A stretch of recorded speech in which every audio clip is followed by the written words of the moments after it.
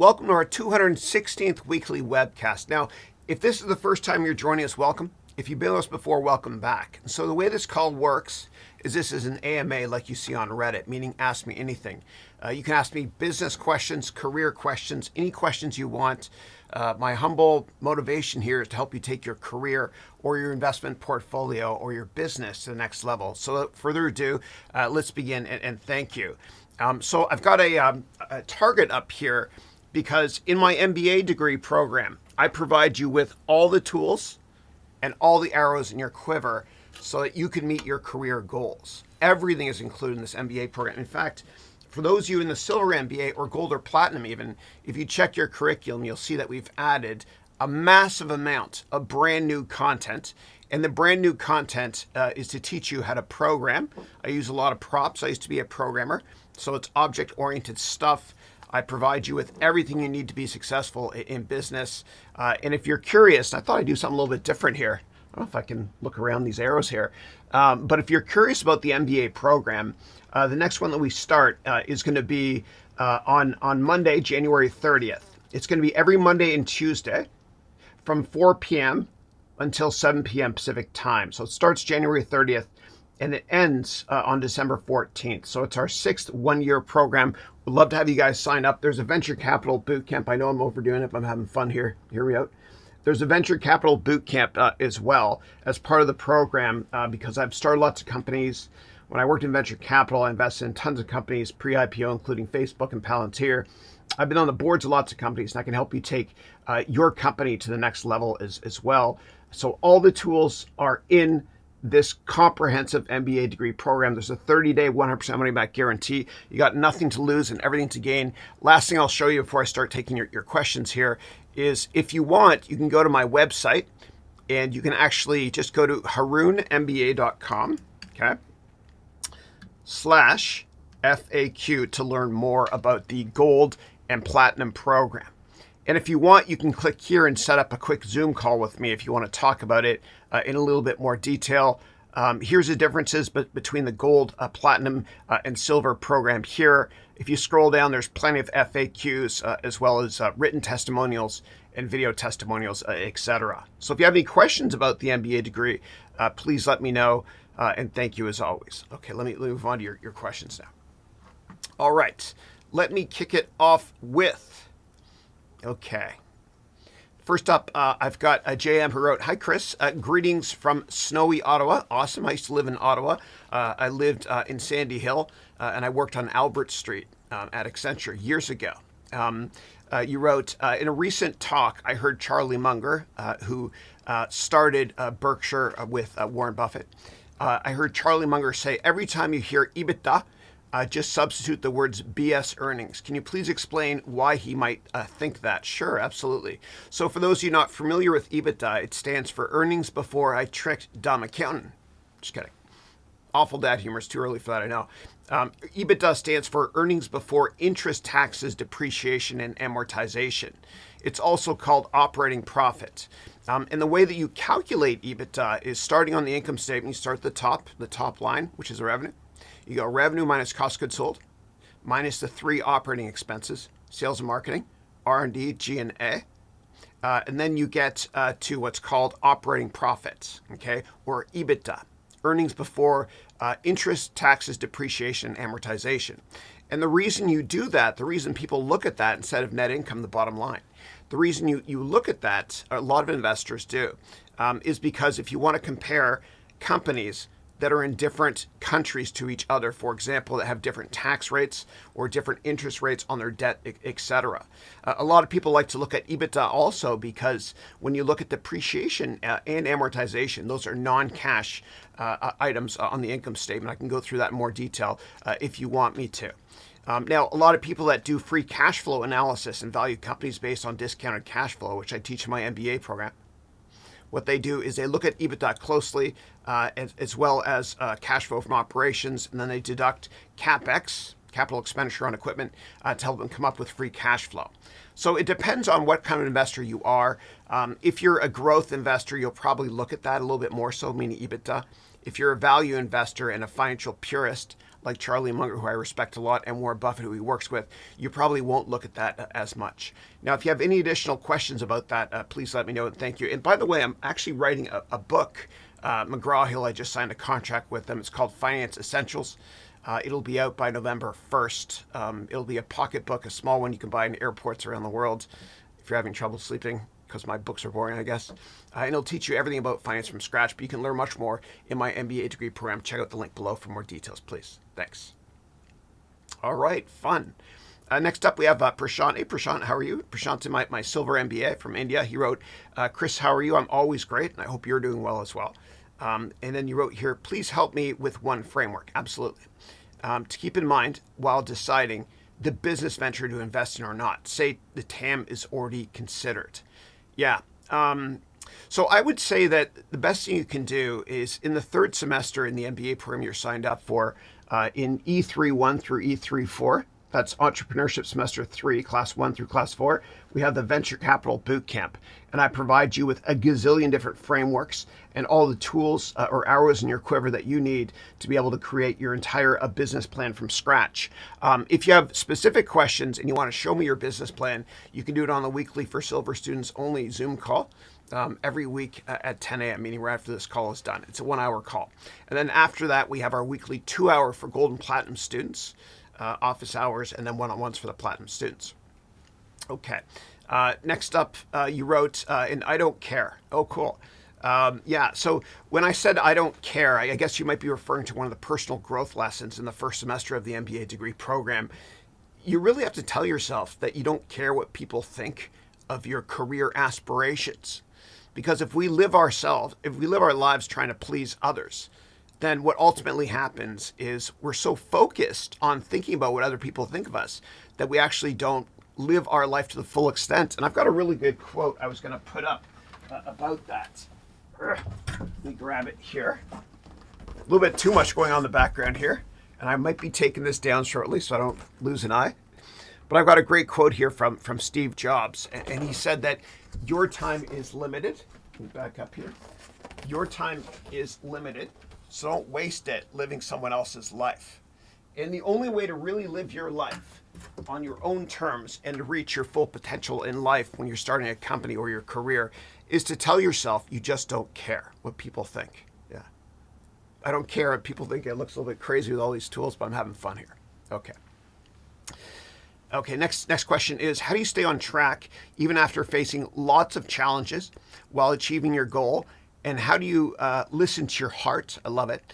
In the business world, because most of the people are using their brain. Yeah, you got to think longer term. And I really do believe that a company is only as good as its customer service, and that in the long run, customer service and profitability are 100% correlated. It's something that Jeff Bezos said back in the 90s. Again, a company is only as good as its customer service. You have to think with your heart, and you have to want to help and serve your customers, like I humbly try to do as well. And you got to think long term as well, and ignore everybody else, especially people that are short-term focused. You know, the easiest way to lose money in the markets is to be short-term focused, and the easiest way to fail in a business venture is to be very short-term focused. The longer the view, the wiser the intention. Thank you. Okay, and Prashant, thank you so much for that donation. You didn't have to do that. It's 2 weeks in a row. God bless you. Thank you. That'll go directly to Project Magoo. Yeah. And that's the school we built using the profits from my MBA program in Rwanda a couple of years ago. And I'm going to Rwanda this July now. And I'm going to be teaching from our school for about a month there. I think about a month. And what I'll do is, if I can get high-speed internet there, and I'll find a way to do it, then I'll do this weekly call from there as well. Okay, great. All right, let's take a vote. Who wants me to take this down or leave it up? Thanks. Oh, one more thing. What I'm going to be doing in this call is I'm going to be giving away my Gold MBA program to one student on this call. But you cannot have already signed up for Gold or Platinum to do it. And it's going to be a question I'm going to ask you all later on based on the Q&A that you provide me with as well. Again, one person on this call will win the Gold MBA. That starts on Monday, June 30th. To learn more about the Gold MBA, just go to the following web address you can see right down here. Yeah. Okay. All right, Mutaz says hello. Great to see you. You wrote, how was your day? Always great. Thank you. Always great. And then you wrote, I just want to ask you, are you going to add lessons on how to use Power BI? You're the second person that's asked that in 2 days. Yeah. So in my MBA degree program, all of them, silver, gold, platinum, if you go to the second last lesson, there is the longest elective and course I've ever made in my life. Something I worked over a year on very, very hard. It teaches you literally everything about Microsoft Excel and how to program using Microsoft Excel. As usual, I use a lot of props so that it's somewhat edutaining and a lot of bad dad humor. And when you meet me in real life, I'm a tiny man. Yeah. But Power BI is something we'll probably add eventually. It's separate from Excel. I know that when you use Excel sometimes, you will see the Power BI tab appear if you add that add-in using the Windows version only. We'll add it at some point. And by the way, I'd love to meet you all as well. So if you're in my gold or platinum MBA degree program, I'm doing my annual alumni and networking event for all of my gold and platinum students. Even if you haven't graduated yet, it's for all the gold and platinum students in the six one-year programs. And it's going to be here in the San Francisco Bay Area on August 12th and 13th of this year, 2023. That's a Saturday and Sunday. On Saturday, we have the graduation ceremony and a massive networking event and a wonderful dinner as well. And then on Sunday, for 12 hours straight, starting at 10 a.m. till 10 p.m., I do 24 30-minute one-on-one in-person sessions with my platinum students. We'd love to see you guys there. Again, to learn more, if you have FAQs or all that good stuff about the program, just look at that link down there, and thank you. All right. Now, Manas said to leave this up here. Okay, I will. Sure. I worked really hard on this last night. So what I did was I turned autofocus off on my face so I could focus more on this here. I've got this special tape that makes it all stand up as well. It's pretty cool, man. Yeah. That's how I put the poster on the wall back there. Yeah. Which is sort of crooked, I think. Yeah. Okay. All right. Okay, next up we have hey, Pelosi, how are you? Who wrote, hi, Chris, how are you? I'm always great. Thank you. Hope you're doing well. I'm dressing like an adult today as well, although I'm a man-child. I'm over 50 now. Isn't that crazy? But Pelosi wrote, hi, Chris, how are you? Great. Thanks again. Enrolled in your Silver MBA. Thank you. Thank you. Appreciate it. I love your breaking news on personal growth in class number 1 of semester 1. Thank you. Thank you. I appreciate that. Hope you liked Bob Burgundy, who is the cousin of Ron Burgundy, who I got to interview as well. Yeah. Okay. And then you wrote, let's see here. Don Carter wrote here, first time here. Don, welcome to the call, and I hope you join us again, and God bless you. Let us know where you're from as well, please, and what career you're interested in or the industry you work in currently. Thank you. Next up, Manas from India wrote, good morning, my dear mentor. Chris, please. What's up, buddy? Not much. Lots of props. I'm overdoing it for a change, but I'm having fun. And then you wrote, first of all, thank you for everything, and let's begin today. You're ready, I know, so let's begin. Sure, thank you. Surab wrote, I want to be a trader. Please assist. Surab, I say this with love in my heart. Please don't be a trader. I promise you will end badly, and I say it with love in my heart. And the reason I say that is if you search if you use Google or Bing, if you work at Microsoft, you'll find that there's no successful day traders that have been successful in the long run. And there's a reason for that. The reason is that when you try to make money every month, you're fooled by randomness because the stock market is only open 20 days per month. That's 20 weekdays. And random stuff makes stocks go up and down, like geopolitical events might be something that Biden says or China mentions or Putin mentions, etc. You cannot control that. If you own semiconductor stocks, they might go up or down because of a large company in the same sector issuing poor results, etc. So you're ultimately fooled by randomness, which is the title of a great book by Nassim Taleb. You can't make money, I promise you. You got to be long-term focused, always. And I provide you with all the tools, all the arrows in your quiver in my MBA degree program so that you can make the best informed investment decision when it comes to investing in any type of company, private or public, as well as a ton of other frameworks for helping you get a job, network, sell, etc. Everything is included, including programming now. Okay.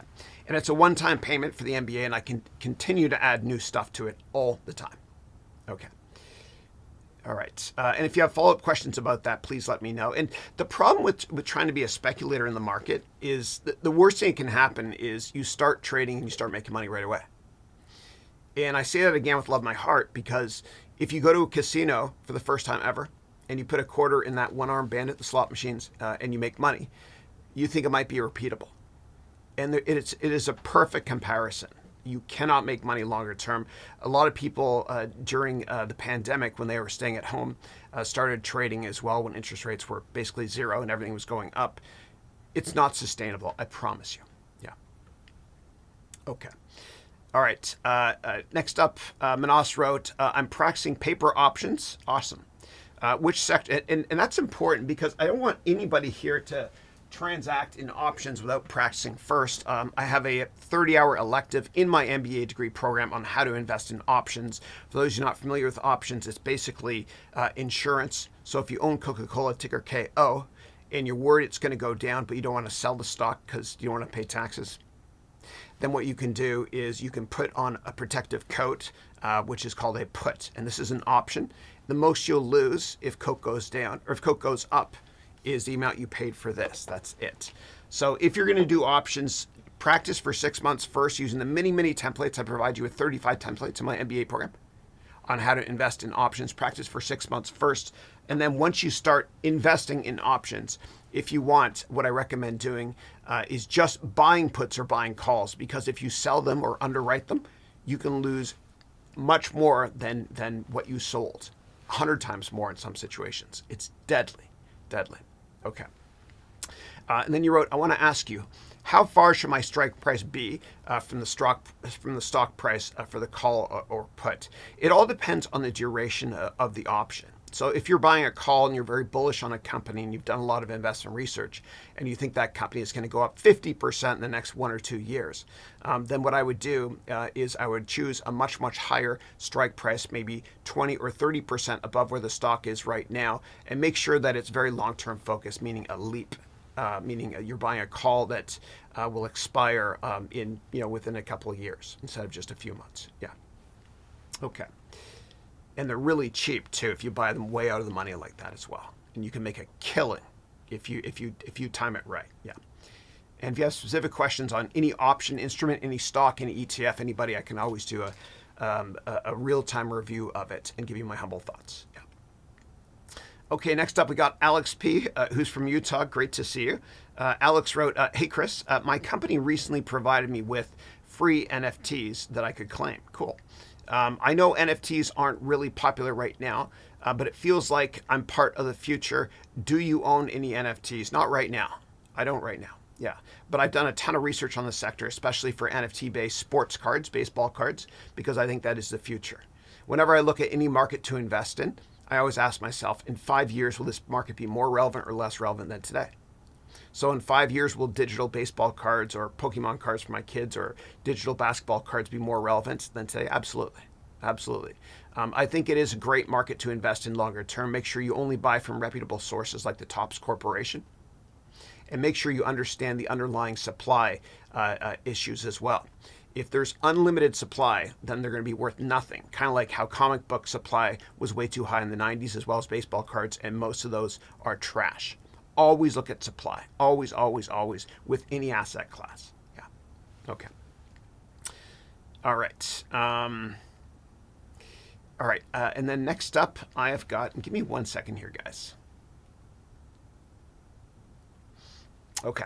All right. Next up, Manas wrote, is it possible to use leverage in options? I'll not use it, but I know it's possible for futures. Is it possible for options? Well, be really careful, because when you open an options account on places like TD Ameritrade or thinkorswim.com, when you do that, what happens is you have to sign a special contract, and there's different levels of options contracts, level 1, 2, 3, etc. If you sign up for the higher levels, it means that you can use a lot more leverage. Okay, and leverage, for those who are not familiar, means borrowing money to invest. Please don't do it. As Warren Buffett said in the fall of 2008, derivatives are financial weapons of mass destruction. Please be careful. Yeah. Okay. And then next up, Manas wrote, Bitcoin hit 23,000 recently.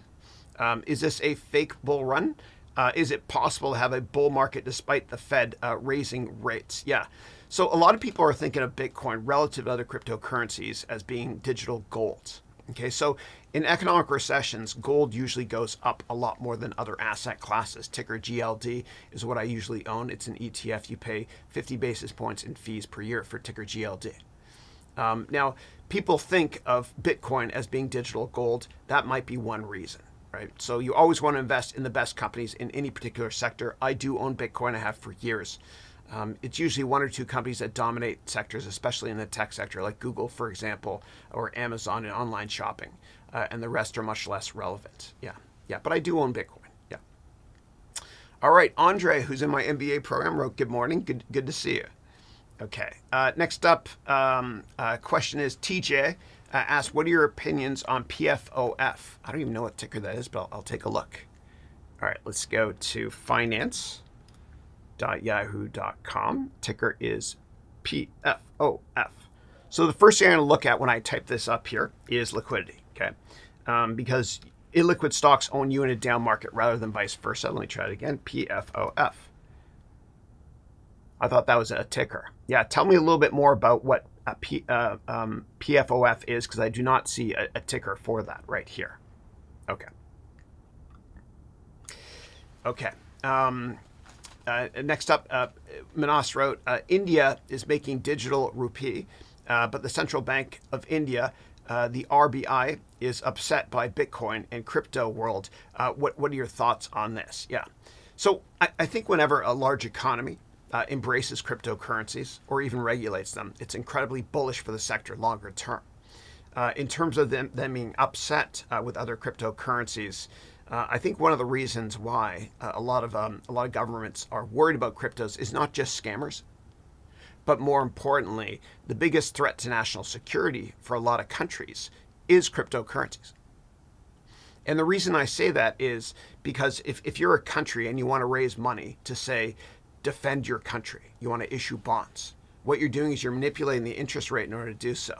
Okay, and you're selling bonds to the public. In return, the government, pretend I'm the government, gets money. I take some of that money out of circulation, which increases interest rates, and I also use some of that money to defend the country. Now, hypothetically speaking, I'll be extreme in my logic here. If one day everybody in India or any country were to no longer want to use their fiat currency, meaning the rupee or whatever currency people use in different countries, and if they only wanted to invest in cryptocurrencies, then countries could not issue bonds and they couldn't defend themselves or keep their economy afloat. And I know it's extreme, but it's the best way to explain this. And so the biggest threat to national security, again, in many countries, is cryptocurrencies. Yeah. Okay. Next up, I'm reading The Intelligent Investor. And Warren Buffett, I remember he taught one of my classes when I was at Columbia 8 million years ago. I graduated in 2000. And his wife, God bless her, she passed away, but she was there with Warren, and she was teasing him that on their honeymoon, he brought one book, and it was that book, The Intelligent Investor. And for those of you interested in value investing, meaning buying stocks that are cheap and not overvalued and have healthy dividend yields, you can read The Intelligent Investor. One thing I'll tell you about it, though, it's a very slow book, so I recommend only reading half an hour a day, and read it the second you wake up. It's kind of slow. Yeah. All right. So you wrote, I'm reading The Intelligent Investor, and now it's beside me. Any tips on how to maintain health? As recently, I've been burning out myself with lots of new stuff and innovation and learning. Yeah. So what I recommend doing is trying to multitask while you work. And so for me, I've got a treadmill in my office, and I get literally 20,000 steps a day on this thing. The battery's almost dead on my remote here, but I'm trying to start up here. I get over 20,000 steps a day on this thing every single day. Plus I go to the gym as well. And the reason I do it, the reason I walk while I work, is because I learned a brain hack years ago that when you're younger, remember you're in school, and the first hour of studying in the morning, it's the equivalent of 10 hours at night. And the reason is because your brain's dead at night. But you can trick your brain into being refreshed all day long if you're getting exercise. You feed your mind as well as your heart. And so it helps a lot. And so I tend to multitask a lot. Everything I do is multitask oriented. Even in the morning, I don't read the newspaper or the news. I just do this. Alexa, what's the Wall Street Journal news? from the Wall Street Journal. Business, Alexa, finance, politics. Alexa, stop, please. Okay, this wasn't a live webcast. I wouldn't have said please, but I always try to multitask that way. Yeah. Okay. And another thing you can do, Manas, is in my MBA program. In the first couple of classes, I provide you with a one-page template in digital format as well as in a paper format. Of course, you can print it out. There's also a OneNote version where you plan each day. And if you want to get something done, you give it to a busy person, right? We all have that buddy. We all have that friend of ours that is in great shape. They have a great career, great social life, etc., and they stay busy. You got to stay busy, and you got to plan each day the night before using this template or any template for that matter. You got to schedule it. You got to schedule everything and set goals. And Elon Musk famously said, if you set a goal for 3 years from now, you'll get it done in 3 years. If you set a goal for 3 weeks from now, you'll get it done in 3 weeks. So I recommend writing down all your goals and planning each day so you can accomplish more. And of course, always, always, always schedule in time for exercise. You have time to exercise because you can multitask. Okay. And don't forget to take one day off a week as well, Manas. When God created the earth, on the seventh day he rested. He didn't have to, of course, because he's God. But he kind of wanted to let us know you can burn out. And our forefathers and foremothers knew this thousands of years ago. And every great religion, there's one day off you take per week. I think in Islam, it's Friday, Saturday for Orthodox. For me, Christian, it's Sunday. So take off one day a week always. Otherwise, you will burn out. I promise you. Yeah. I've been there many times. Okay. And you can only be happy today. All right, moving on to Creative Lightbox, who wrote, Chris, can you tell us about Vanguard 500 Index Fund? Absolutely. Yeah. And about John Bogle, who's the founder there. Yeah. Are you going to teach the ins and outs about this fund specifically? I do, in a lot of detail. I mention Vanguard and ETFs a lot in my MBA degree program when I teach you how to invest. Now, my favorite investment when I'm not sure where to put my money is I buy the VOO. And I'll show that to you right now. So VOO, ticker VOO, it's the S&P 500. So let me go right here, VOO.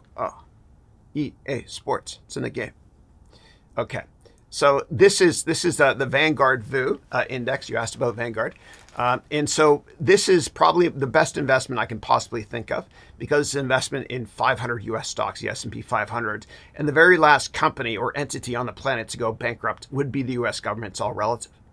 And so this is a very safe place to park your money longer term. The average return on the S&P 500 over decades is just over 10%. If you took $20,000 a year and invested it in the S&P, in the VOO, then in 20 years, you'll have well over $1 million. Yeah, put it in your retirement savings account. So the first one we look at is volume. It's very liquid, so we can get in and out if need be, but I want you to be long-term focused. Secondly, we look at is the expense ratio. Okay, and this is important. And mutual funds are a ripoff. Don't invest in mutual funds. They underperform ETFs, and the hidden fees are massive, and you pay more taxes on them because fund managers buy and sell stocks all year long. And if you make money in less than a year in most countries, you pay higher capital gains. So you park your money here in the VOO. The fee is 0.03%, which means for every $100 you put into this, you're going to pay 3 pennies in fees per year, which is pretty damn good. Now, if we look here at the holdings, we'll see the 12 sectors of the S&P 500 here on the left, the breadth and depth. And this is what the U.S. economy looks like, okay? Just over 20% of the U.S. economy is technology, at least in the S&P 500. This was 24% a couple of weeks ago, but tech companies are letting a lot of people go, and tech companies are all in a recession right now. You can see the breadth and depth here. The largest holdings are no surprise in the tech sector. You got Apple, Microsoft, Amazon, etc. Takes you down to here. This is Warren Buffett's company, which is basically a big insurance company. 28% of Berkshire is in insurance companies. Then you've got a car company here and a bank, another chip company here. So I would park your money here. I think it's a good investment. Now, what's been happening over the past couple of months is the European markets have been materially outperforming the American markets. And the reason is, there's a couple of reasons. Number one, if you look at the breadth and depth of the U.S. market, it's much more focused on tech than Europe is. And as we all know, tech companies have been letting a lot of people go. This morning, IBM announced they're letting people go. every major tech company has let people go. And so the tech sector is hurting in America. And one of the problems was during the pandemic, the tech sector overhired. And now I think they're overfiring. They're cutting into muscle, not just fat. Another reason why Europe has been outperforming America is because you've had slightly warmer weather there. And what that means is you pay less for natural gas, and we know that natural gas prices and oil prices have been going up because of Russia. The last reason why Europe has been outperforming the American markets is because China is starting to open up. And Europe has a lot of exporting companies, especially in the luxury goods sector, that will benefit from an increase in exports to China. Yeah. Now, it pays to be globally diversified. You can always use ETFs, such as the one I showed you from Vanguard, to invest in Europe and different economies if you want to. And you want to do that too, because you don't want to have too much exposure to one currency because of material FX swings. Okay. All right. Okay. And so Mumtaz also said, leave this up. It looks cool. Okay. Thank you. Thanks. Okay. Moving on to Michael. Hey, Michael, how are you, man? Great to see you again. Michael wrote, Chris, your memory is amazing. Thank you. Appreciate it. I do what I love. And then you wrote, what is the key to absorbing and remembering all the information? Yeah. I think when you do something that you're really passionate about, and for me it's teaching, you don't forget things. It's kind of like when you go see a movie. You know, I saw Avatar 1 in 2009 in the theater, and I remember everything that happened in it because I enjoyed it. And so when you do something you thoroughly enjoy, you'll never forget it. And that's why in my MBA program, I teach with a lot of props as well, because when you can visualize something, you'll never forget it. Yeah, it's fun. Also, when one teaches, two learn. And that's why I want you all to mentor other people as well. When you mentor somebody else, you're reminding yourself of your blueprint for success. Yeah. Okay. Moving on to Manas wrote, Gemini filed for bankruptcy in cryptoland. Yeah, another nail on the head. Will it create disruptions? Yeah, it's happening everywhere now. And what's happening with cryptos right now is reminiscent of what happened back in late 2008 when everybody was redeeming from stock market funds. And what happened? And this here is Bernard Madoff. Okay, this is I bought this from eBay. I love to teach with props. So Madoff is similar to what happened with FTX, right? So it was a Ponzi scheme. He lied about having a lot of investments for a lot of people. This is an actual investment account for an investor I bought on eBay. I blacked out his name here, but history repeats itself when it comes to scams. It always does. It always does. And so a lot of hedge funds were down, 50, 60% in 2008. So it's basically the same phenomenon we saw back in 2008. Now, whenever you have a financial crisis, what happens is a couple months later, regulation comes. And that's a good thing to protect the consumer. And so I think what's coming with cryptocurrencies is massive regulation. And if the country that you're all based in, I'm here in the United States, regulates cryptos, that's a bullish thing for cryptos because it signals that they're not being made illegal. Yeah. Okay. All right, next up we got Michelle. How are you? Michelle wrote, hello, Chris. I'm amazed by the materials and information included in the MBA course. Thank you. I'm starting to feel empowered, and I love that icon. I love it. Thank you. I'm starting to feel empowered by the knowledge you're passing on. You're a shining star. Thank you. God bless you. Thank you for that. Appreciate that. I'm humbled to hear that. Thank you. And I hope you enjoy the programming stuff that is now in all of your MBA programs. Yeah. Took me over a year to make. Yeah. Okay. Jenny, how are you? Jenny graduated from the Platinum program, I think 2 years ago. Great to see you. Jenny is originally from Vietnam. She networked like crazy and got a badass job in Australia. And I think you mentioned you're thinking of moving to Canada now. It's great to see you. She's an amazing piano player as well. And she understands financial modeling well. So Ginny wrote, hi, Chris, can I please go on Zoom a bit later and ask you to take a look at my LinkedIn and see what I should and should not put to network better? Thank you so much. Absolutely. I'm happy to do so. Yeah. Remind me, maybe what I'll do is in the last 10 or 15 minutes of today's call, I'll open up Zoom, or what you can do because you're a Platinum student and you get lifetime access to the weekly 2-hour Zoom, you can ask me at 11:20 my time. It might be too late for you, so I'll do it. Alexa, set an alarm at 9:50 a.m. Alarm set for 9:50 a.m. I'll do it in the last 10 minutes of the call. Yeah. Okay. All right. Next up, TJ. TJ wrote, have you ever worked with somebody from Calamos? I have not. I've not. I don't even know where that is. I'm sorry.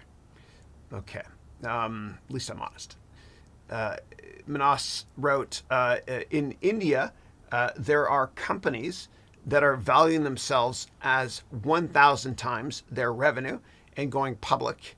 Is it a big bubble of artificial paper money? Will it be fatal long term? And yeah. So I'd be really careful of that, obviously. The only companies I can think of that might be valued justifiably so at 1,000 times revenue might be an early stage biotech company that is about to get FDA approval, or they're in their later stages of their clinical trials to get a drug to the market that could make billions of dollars. Aside from that, be really, really careful, please. And before investing in any company, I want you to create a thorough financial model. I provide you with all the tools to do so in my MBA program. Yeah. Okay.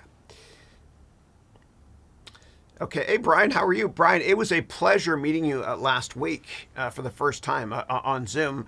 Thank you so much. So Brian is from, he lives in DC.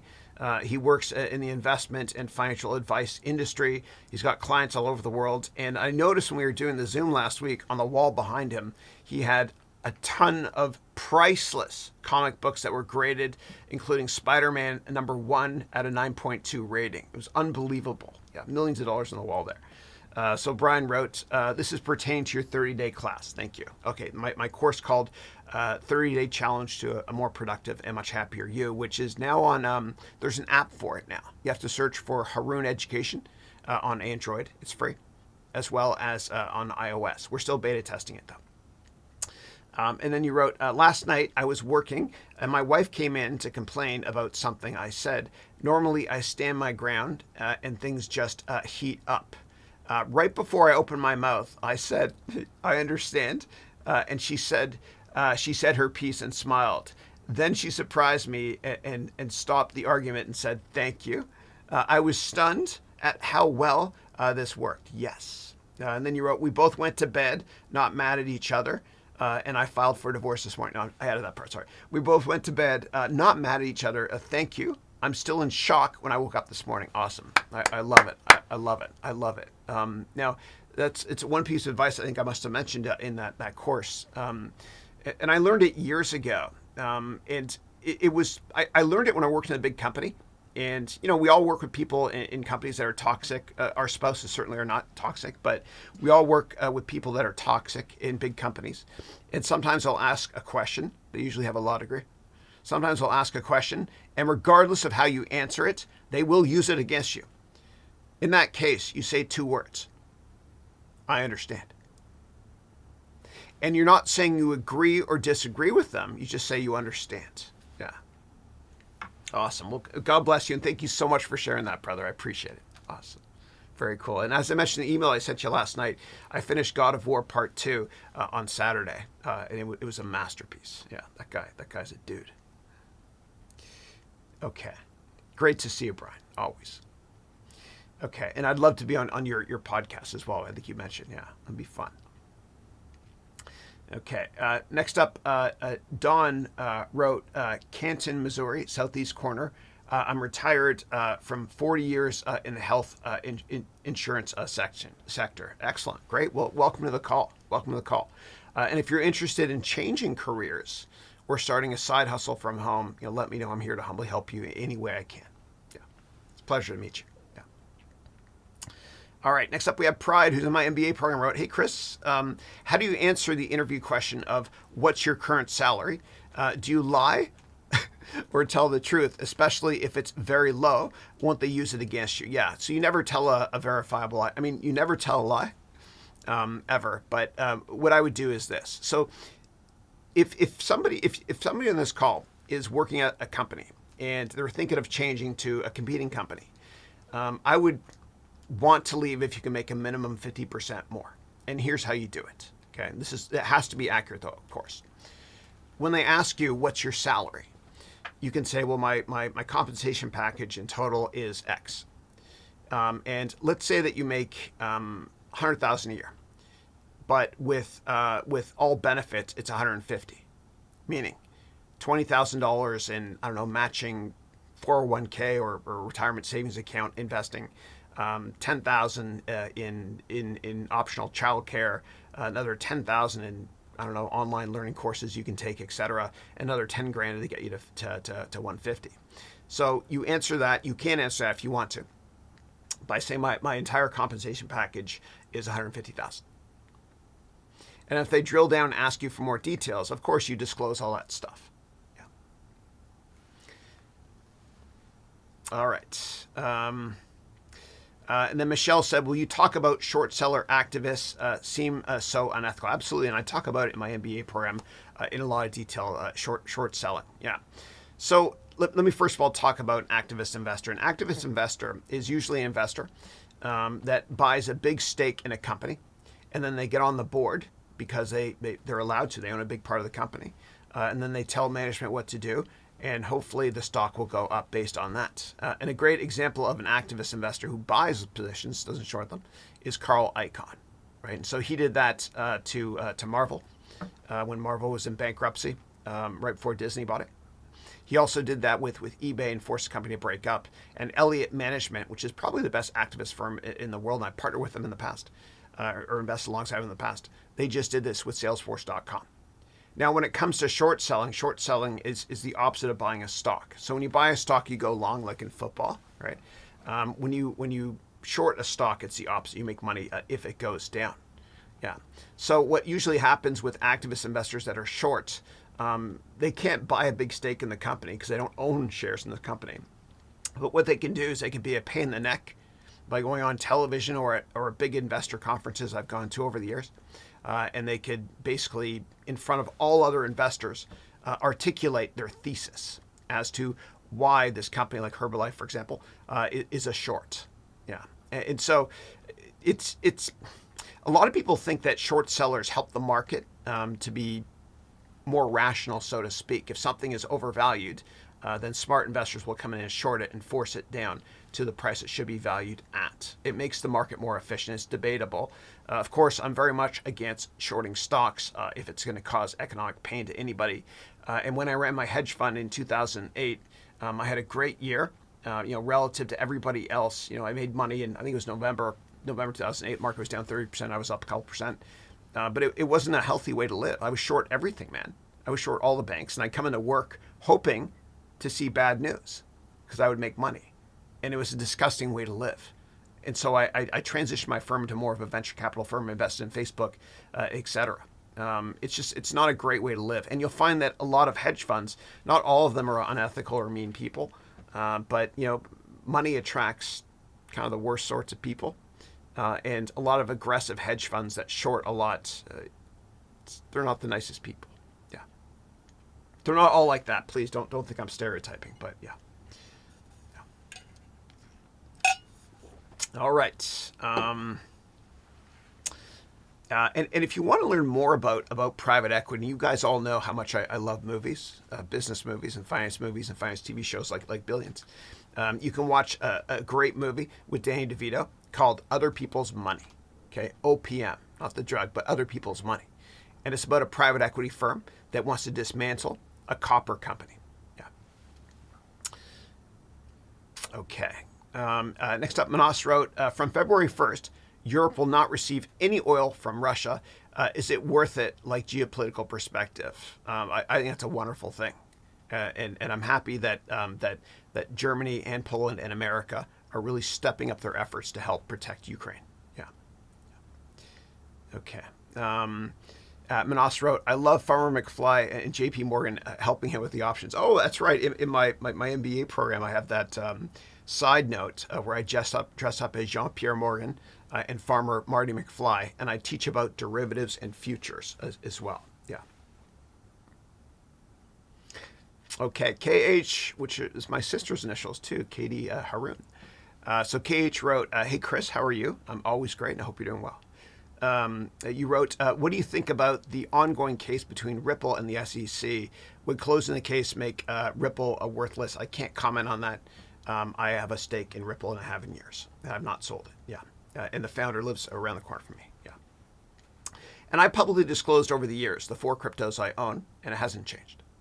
I own, and do your research, please, Bitcoin, Ethereum, because Ethereum is kind of like a platform. I own Litecoin, which is like Bitcoin's little brother. It's Bitcoin is digital gold, silver, or Litecoin is digital silver, meaning used for transactions, and Ripple. Yeah. Okay. Ted wrote, "I love the adult costume, and your hair is dope. Thank you. I'm letting it grow longer, man. Let it grow longer. Yeah. And for years, I've been taking Fintasteride. I started in my 30s, which it's basically Proscar, which is Propecia, but Fintasteride is cheap, and it stopped the hair from going away. Yeah. But I've been gray since my 20s. When I worked at Goldman, I remember people used to say, Chris Haroun, going gray, but that's okay, because I was always chill. Yeah. Okay. Next up, we got Shivansh. Hey, Shivansh, how are you, man? Yeah, good to see you. And give me 1 second. It just skipped on me, guys. Okay, here we go. So Shivansh wrote, hi, Chris. Hey, when I see my relatives in finance, who is a director of a company, he works all day, 24/7. Always work, even at age 55. He seems like he likes it, but I don't want to work my whole life. Yeah. If he's passionate about it, I don't think there's anything wrong with that. 7 days a week is wrong, I think. Humbly, who am I to judge, right? But if he's balanced and he's happy as well, he spends time with family and exercise in good shape and stuff, why not? You got to love it. But the question is, do you work to live or do you live to work? And you got to find something you're incredibly passionate about.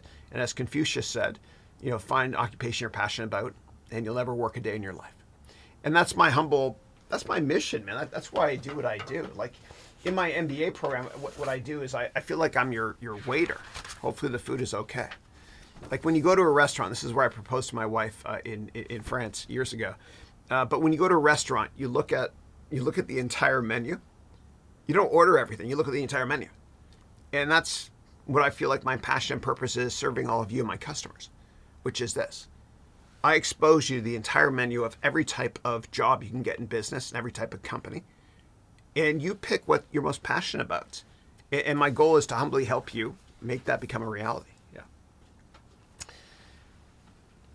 Okay.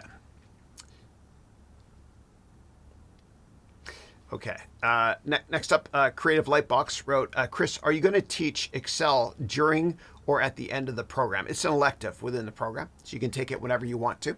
And you can always ask me questions. I'm here to answer questions. If you're in the Gold or Platinum class, you can ask during class, and we do Zooms a couple times per week. You can also, meeting every Monday and Tuesday, starting January 30th. You can also ask on the weekly 2-hour for Platinum and Gold students only Zoom call. I'm here to help, always. And I can't wait to see what you guys think of that program. Yeah. It took me over a year to make that. I loved it, had fun. Okay. And then TJ earlier on asked, what are your thoughts on PFOF? I thought it was a ticker. I had a senior moment, I guess. Sorry, you said here it means payment for order flow. Yeah. Please give me an example. Please give me an example first. Now, whenever you guys are running your companies, I always want you to think like a bank. Meaning, I want you to pay back your debts as late as possible without incurring any fees or interest. And if you don't do that, especially if you're in the retail sector, you won't make it longer term. You got to think like a bank. Like the reason that Target and Walmart are still in business is because they think like a bank. Now, if interest rates are 12%, just for example, and you pay back all of your debts in 30 days instead of today without incurring fees, then you're saving like 1% per month. And in the retail sector, the net profit margins are often 2, 3, or 4%, meaning for every $1 in revenue you make, you're only making 3 or 4 pennies. And so if you don't pay back your debts as late as possible without incurring fees, that tiny margin might turn negative. Yeah. Okay, Electronic Onsite, who's Eduardo, who's in Texas. Great to see you. Good to see you. You wrote, good day, Chris. Good to see you again. Likewise, I hope your son who does Taekwondo is doing well. I think you mentioned he's one of the best in the country. Can't wait to see him in the Olympics. It'd be awesome. You wrote, what are your thoughts on artificial intelligence-based stocks? Are there any AI stocks you recommend with a high dividend? Yeah. So AI stocks are high growth stocks, right? So most of them are probably not that profitable. And given the fact that they're high growth, almost all of them do not offer a dividend. A dividend is more of a thing for slower growth tech companies like I don't know, Microsoft, Apple, et cetera, or companies that Warren Buffett would look at. But AI is in a secular growth mode now, so you really wouldn't see a dividend. In terms of my investments in that sector, I don't have anything right now. But when I worked in venture capital, I invested in Palantir pre-IPO. I'm no longer a shareholder there. A lot of people ask me about ChatGPT. ChatGPT looks like they're going to do an IPO shortly at a $29 billion valuation. It's a game changer. It's the first competition I think Google has seen since Google was founded in '98. And it's a good thing because competition is good for the consumer and Google's too powerful. And I think the US government is going to break up Google because they own the two biggest search engines in the world, Google and YouTube. Now, Microsoft might actually take share. I think they will. Bing will take share from Google. And the reason is Microsoft invested $1 billion in ChatGPT, and they may have invested more recently, according to people familiar with the matter. And so what's going to happen by March of this year, according to people familiar with the matter, is Microsoft is going to start embedding ChatGPT within Bing searches. And Microsoft has an opportunity to take material share, especially if they can figure out how to leverage ChatGPT to make an Audible-based search engine. Because Microsoft's Cortana product, which is the name of a character in Halo, never really took off. Yeah. Okay. All right, Hui. Hey, Hui. It's been a while, man. Hope you're doing well. Hui wrote, good morning, Chris. It's great seeing you. Great to see you too. What courses will be included in the MBA program next? Yeah. So what I will eventually be adding is a little bit more in real estate. If you search the curriculum, you'll see there's a bunch of stuff on real estate right now, including REITs. But I'll probably be adding something more tangible with real estate, and I'll be adding a lot more technology stuff as well. And as I think about the evolution of the MBA program longer term, you know, I think about my kids, right? They're a bit older now, of course, but my kids' jobs and the technology that they use to communicate with each other has not been invented yet. So as it gets invented, and as if I find a new social media product or technology product or software development kit to leverage or an API, whatever, what I'll do is I'll start doing research on that and adding that to the curriculum as well. Yeah. Okay. But in the MBA program, when it comes to the Excel stuff, and when I teach you how to program within Excel, it's the best way to learn how to code. And the reason I say that is because it is object-oriented, and also within Excel, whenever you program, you're recording a macro. And basically what that means is it records what you're doing on the screen, meaning, I don't know, entering stuff in cells or making a chart. And then you stop recording and it makes code for you. You can look at the code and manipulate it. It's the best way to learn coding. And it's so much fun as well. Now, most people only use 5% of what Excel does. I teach you 100% of what it does in the MBA degree program in programming, which again is the basis for other programming languages. The stuff I teach you will help you with Python, etc. And Excel is a big deal. Excel actually, Microsoft released Excel back in the 1980s. I've been using it since last century.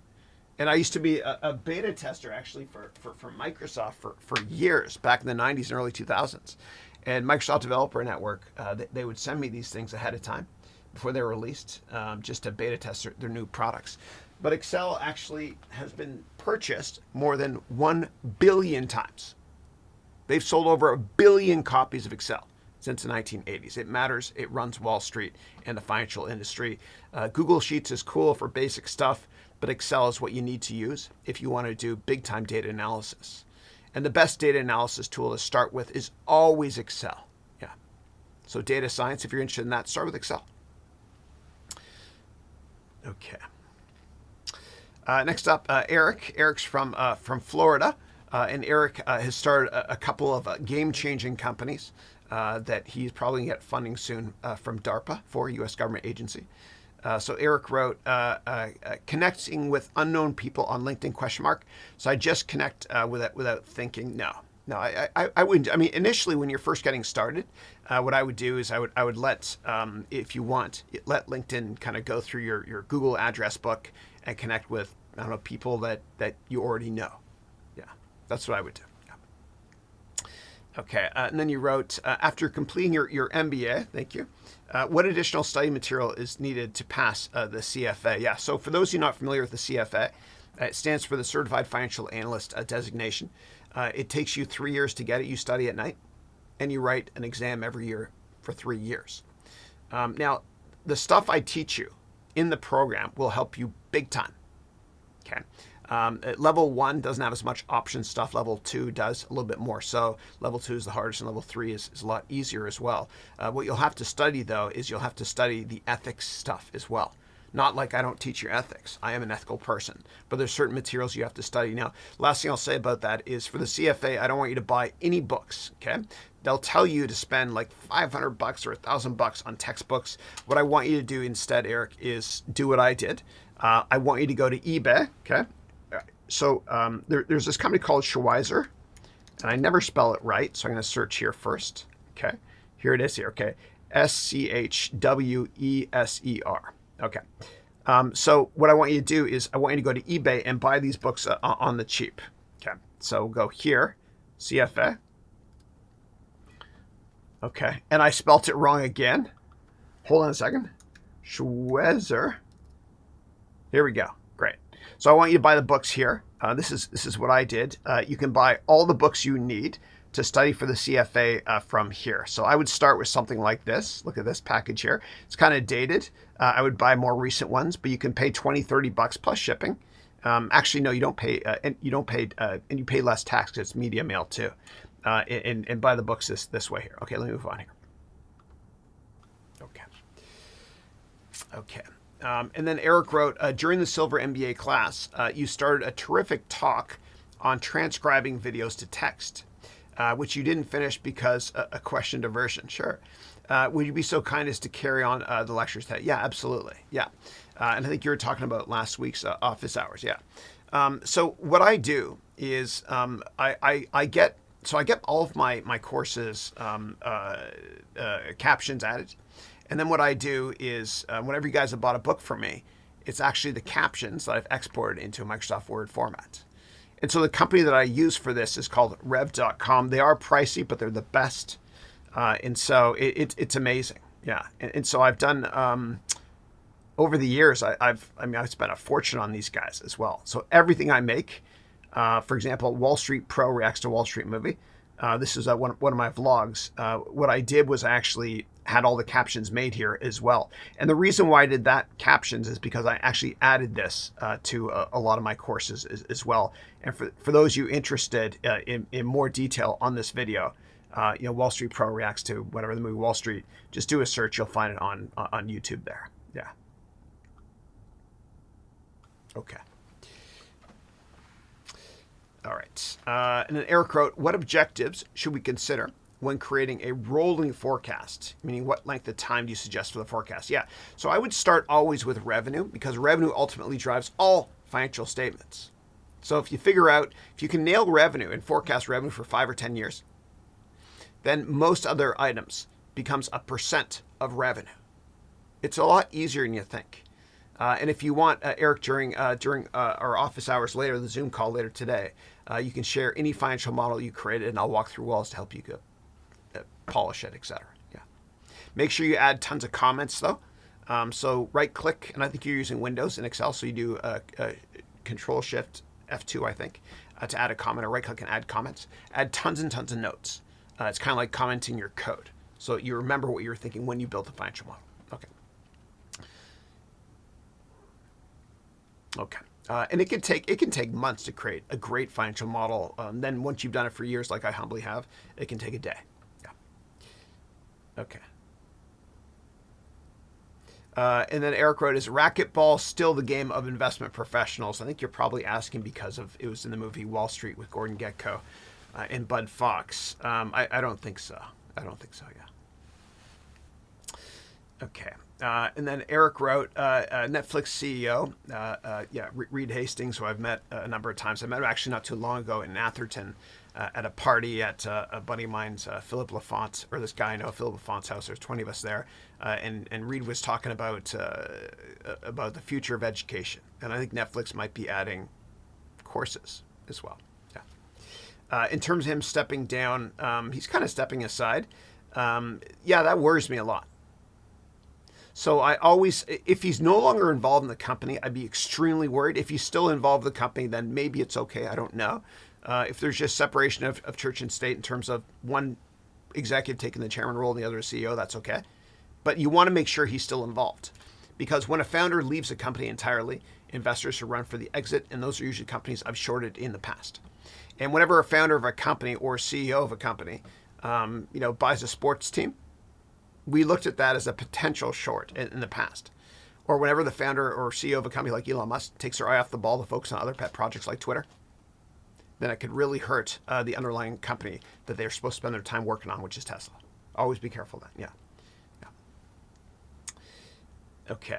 And for more details on that, Eric, you can go to, there's this venture capital website called VentureBeat. You can do a search on venturebeat.com and my name. And I wrote an article on that that was very controversial, but humbly correct back in 2014, I think. Yeah. Okay. All right. Next up, how do you create a well thought out affirmation list? Any resources you can suggest for such a list? Give me an example of affirmations, please, and then I'll give you my humble thoughts on that.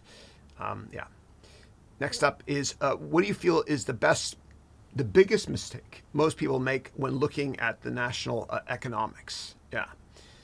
So so when you're analyzing the economy, so the great thing about the United States government, or all governments in general, compared to companies, is companies only release earnings every 3 months. So you can only tell how the company is doing every 3 months. Whereas governments release economic data on a weekly basis. So in the United States, you can look at weekly jobless claims, also look at monthly unemployment report, and also anything the Fed says, the FOMC minutes, Fed Open Market Committee meeting notes. Always, always, always.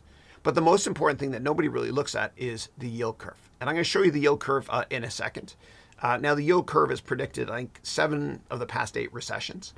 And what the yield curve does is it tells you what people think the economy is going to look like in the future.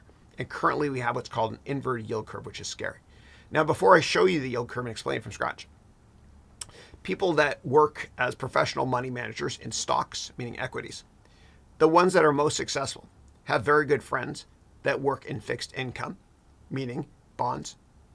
And those people that work in fixed income, they monitor the yield curve and they tell their equity buddies, meaning stock market buddies, hey, I see pain on the horizon. Let me show you what the yield curve is in more detail. All right. So if we go together to treasury.gov, okay, Department of the Treasury of the United States, we go here to data, okay? You click on data and you click here on daily treasury yield curve rates, okay? And this is what the market thinks is going to be happening to interest rates. Let me first of all show you the yield curve here for the beginning of 2022, okay? So at the beginning of 2022, you had a regular shaped yield curve, meaning rates are lower now and they're expected to be higher in the future. So if rates are lower now and expected to be higher in the future, what the market is saying is that, hey, in the future, the economy is going to be better than today. Why? Because if rates go up in the future, it means the economy is doing better and the government wants to raise rates, usually. Okay, and rates were basically 0 a year ago. Now, if we look into 2023, I think it was in November, we started seeing the opposite thing happen. I'll get 2022 November, I'll get there in a second. The opposite thing happened. So a healthy yield curve is rates are low now, but they'll be higher in the future. And again, when rates go up, it's because people think, hey, the economy's doing well, the government has to raise rates. So if we go here to, let's go to November, I think it was November, when we started seeing inverted yield curve, which is scary. Yeah, right here. Okay, November 28th. Actually, it really started around November 28th or so. So we had short-term rates 1 month at 4%, and then long-term rates were here at 3.7. Huh. That's interesting. So basically what's happening, or what people were thinking was, wow, so interest rates are going to be lower in the future? I guess the government's going to have to cut interest rates in the future because things aren't good. And so that's called an inverted yield curve. And so if we go to today, I'll show you. So remember this, a year ago, rates were 0.05 and 2% in the 30-year. And this is what mortgages are based on. This impacts everybody in this call. Now, if we go to the current month, we could see a massive increase in an inverted yield curve.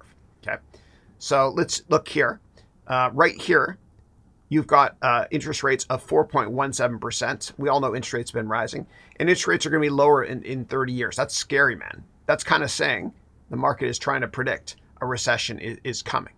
And it's getting more extreme now, and it's pretty scary, man, because the difference is over 100 basis points between the 1 month here and right here, the 30-year. We just lost a ton of viewers, so I'm going to move on to the next topic. Okay. All right, next question is, what do you think is the biggest mistake most people make when looking to buy a business? Yeah, not assessing the management team. Ideas are commodities, but execution is not. And when you're investing in a company, you're investing in people. And the problem is, traditional business schools teach you how to maybe create a financial model, but don't ever tell you to look at the management team first. They say that past performance is not indicative of future performance in the stock market. That's true. However, I disagree with that. If you're investing in an incredible founder who's founded lots of companies, then the likelihood that they're going to be successful is higher. So I always start looking at the management team first before anything else. The jockey's always more important than the horse. Yeah. All right. And in terms of buying a company as well, give me a little bit more detail there, Eric, if you can, so I can humbly help you, because every company is a little bit different. Every company has different revenue drivers. Yeah. Okay. Next up, what is your opinion on Investor Business Daily New America list? Yeah. So for those who are not familiar with Investor Business Daily, it was founded by this brilliant man named William O'Neill, and he has this newspaper called IBD. You can go to investors.com, I think, for more details. And what he does is he has a list usually of 50 stocks, the IBD 50, that are growth stocks that will do well. The best way to think of IBD, or Investor Business Daily, or William O'Neill, is he's the opposite of Warren Buffett. So Warren Buffett is a value investor.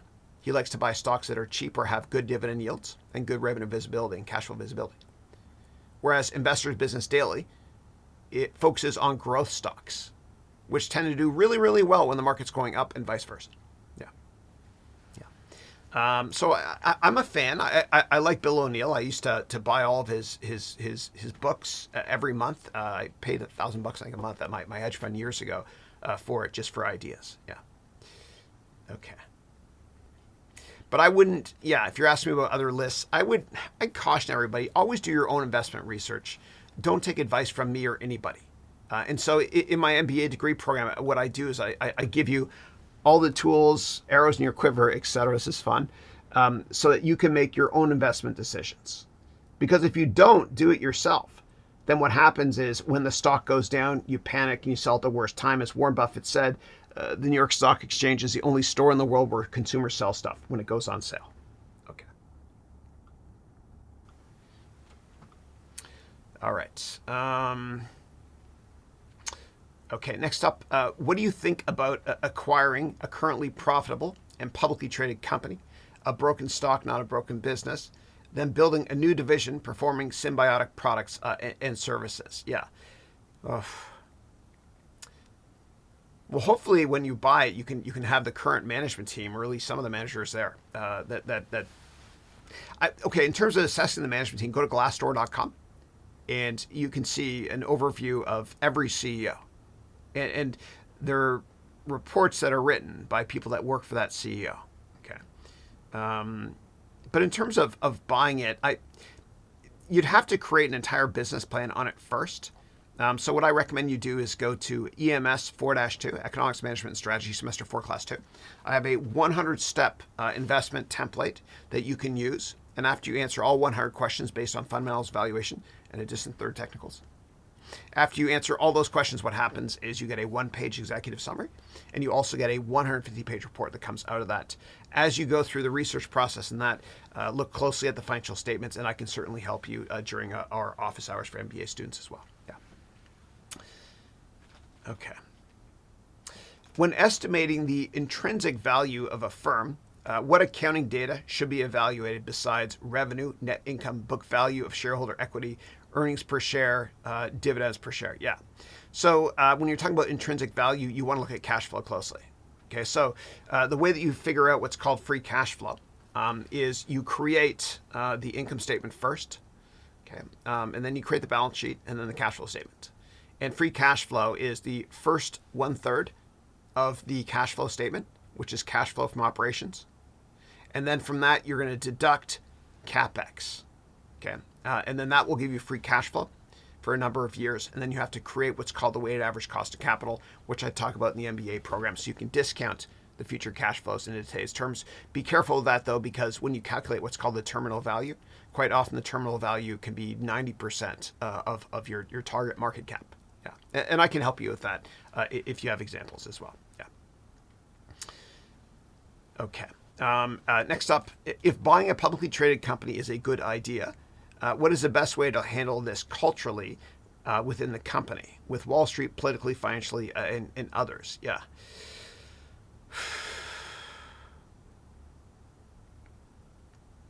It's hard, man. It's hard. What I would do is I'd start analyzing what Carl Icahn does. So Carl Icahn, he runs Icahn Investments, which is probably the best private equity firm along with KKR in history. I would look at case studies on what he does. And in this book I'm creating that McGraw-Hill is publishing this November, I do a massive case study on that. So I'll have better answers for you at that point in time. Yeah. Okay. Okay. Question is, how do you follow ISS and Glass Lewis trades? I don't know anything about that. Sorry. Okay. Do you feel that following congressional stock trades, which are described publicly, is a viable indicator of companies to examine further? Yeah. Well, first of all, I don't think Congress people should be allowed to buy stocks because of insider information. I think they should be allowed to buy, just large ETFs, and that's it. Yeah. Yeah. But I've never back tested that. But it's a big problem because if their constituents work at publicly traded companies and they share non-material public information and they invest, that's against the law. Yeah. Okay. But when it comes to behavioral finance, so if you want to learn more about behavioral finance, meaning buying and selling stocks based on executives that work at the companies, I would start doing research on Fuller and Taylor, which is a great mutual fund out here in the Bay Area. Dick Fuller and Richard Thaler got a Nobel Prize in finance not too long ago. My best friend growing up, I went to undergrad and high school with David Potter. He's the lead portfolio manager there. Yeah. But you got to back test this stuff, Eric. I remember years ago when I worked in the hedge fund industry, whenever Bobby Kotick, I used to meet with him a lot. He was the CEO founder of Activision, which Microsoft may or may not be acquiring if regulators let it. But with Bobby Kotick, whenever he sold shares in size in Activision, I would sell as well. Whenever he bought shares in size in Activision, I would buy as well. But I back tested the data. And you have to back test the data as well when it comes to executives and look for a correlation. You can always go to sec.gov and look at Form 4 filings for the companies you're doing research on to find out insider buying and selling. Yeah. Okay, next question is, what publications do high net worth individuals subscribe to? And who are their influencers, like the Robb Report? Yeah. I would say it all depends. I'd say in the United States, I know you're based in Florida and East Coast, the Wall Street Journal and Forbes, maybe Fortune, yeah, but definitely Forbes. And then overseas, I'd say probably maybe the Wall Street Journal, but more importantly, the Financial Times, which is like the Wall Street Journal, but it's global in nature. And if you want to get to access the Financial Times for free, just do a search on my YouTube channel for how to do it. I don't take any sponsors, as you know. The only thing that matters to me is my students. Yeah. Okay. Okay, Eric wrote, how is crypto different from a credit card? So a credit card is basically a bank lending you money, whereas crypto is more of a currency. Yeah. Caroline, how are you? Caroline is also in my Silver MBA. She's from France, but lives in Ontario. And she got married recently in Nova Scotia. Congratulations again. Caroline wrote, "Good morning, Chris. Thank you for sharing your knowledge and your great advice." Thank you. And thank you for that emoji there as well. Thank you. Ginny wrote, "Thank you so much. It's great to see you as well. Awesome." And so at 9:50 today, which is in 30 minutes, I'll get an alarm from ALEXA. And then what I'll do is I'll stay and join Zoom, and I'll go through your LinkedIn profile for you. Thanks. All right, next up, Michelle wrote, "Where in California is the graduation ceremony?" Yeah, so it's going to be on August 12th and 13th, Saturday, Sunday. And it's going to be here in the San Francisco Bay Area. And it's probably going to be where we did the last one, which is the Hiller Aviation Space Museum, which I rented. And Christina Hong will probably help as well. And she's our fearless leader. She's great. Yeah. Okay. Next up, we got Michael, who wrote, "What sector do you think will be more relevant in 5 to 10 years' time?" So what I would do is I would ask yourself, what sectors have not been disintermediated or disrupted by software yet? You know, there's this guy named Mark Andreessen. We were on the same board of a company years ago. Good guy. He started this company called Andreessen Horowitz with Ben Horowitz. And he talks about software eating the world. And so you got to think about which sectors have not been eaten or disrupted yet by software. Now, usually the sectors that are most regulated by governments are the ones with the least innovation, meaning financial services and healthcare. So you want to look at deregulation as well, which could help innovation in that sector. Okay, moving on to Levy. Hey, Levy, how are you? First time I've seen you on the call. Welcome. Hope you join us again. I like your emoji. Cool. What does that look like? Was that an Apple Watch or something? Cool. So Levy wrote, "Hey, Chris, how would you find and reach individuals with cryptocurrency funds to purchase your products?" Let me think about that. Okay, so you want to sell something in cryptos. Okay. I don't even know. I have no idea. I'm sure there's a lot of Reddit pages you can use and post that way. And Reddit is very credible too because of the upvoting system. So I would check that out, but just be careful as always. There's so many scammers there when it comes to cryptos. Yeah, I can't tell you how many times I have to ask Instagram and other social media accounts to take down another account pretending to be me trying to get cryptos from people. Yeah. Okay. Eric wrote, "Would you consider a former, give me a second, it jumped on me here, guys, sorry. Would you consider a former hedge fund owner a good board member?" I mean, it depends on the person. It depends on the person. Just because they understand how to invest in companies doesn't mean that they can, be a good steward of capital when it comes to sitting on the board of a company. Yeah. You'd have to analyze their background. Like, what do they bring to the table? What value do they bring to the table? Okay. And then Vimapedia wrote, "Great information, sir. Thank you. You're most welcome." Okay. Next question is TJ, who wrote, "Does Citadel front run trades?" I used to work at Citadel, great hedge fund. I think they were up over 30% last year as well. Do they front run trades? No, they're very ethical. Like when I worked there, I was always amazed at how the integrity was of that company. They were way ahead of the curve, and that's why you don't see them getting into trouble. They've got an amazing compliance department, and I respect them a lot. And I met with Ken Griffin a couple times as well. I remember the first time I met him in his office. He's the billionaire founder. He just moved his company from Chicago to Florida. First time I met him in his office, we talked about video games for a while, sports video games. Pretty cool. Good guy. Yeah.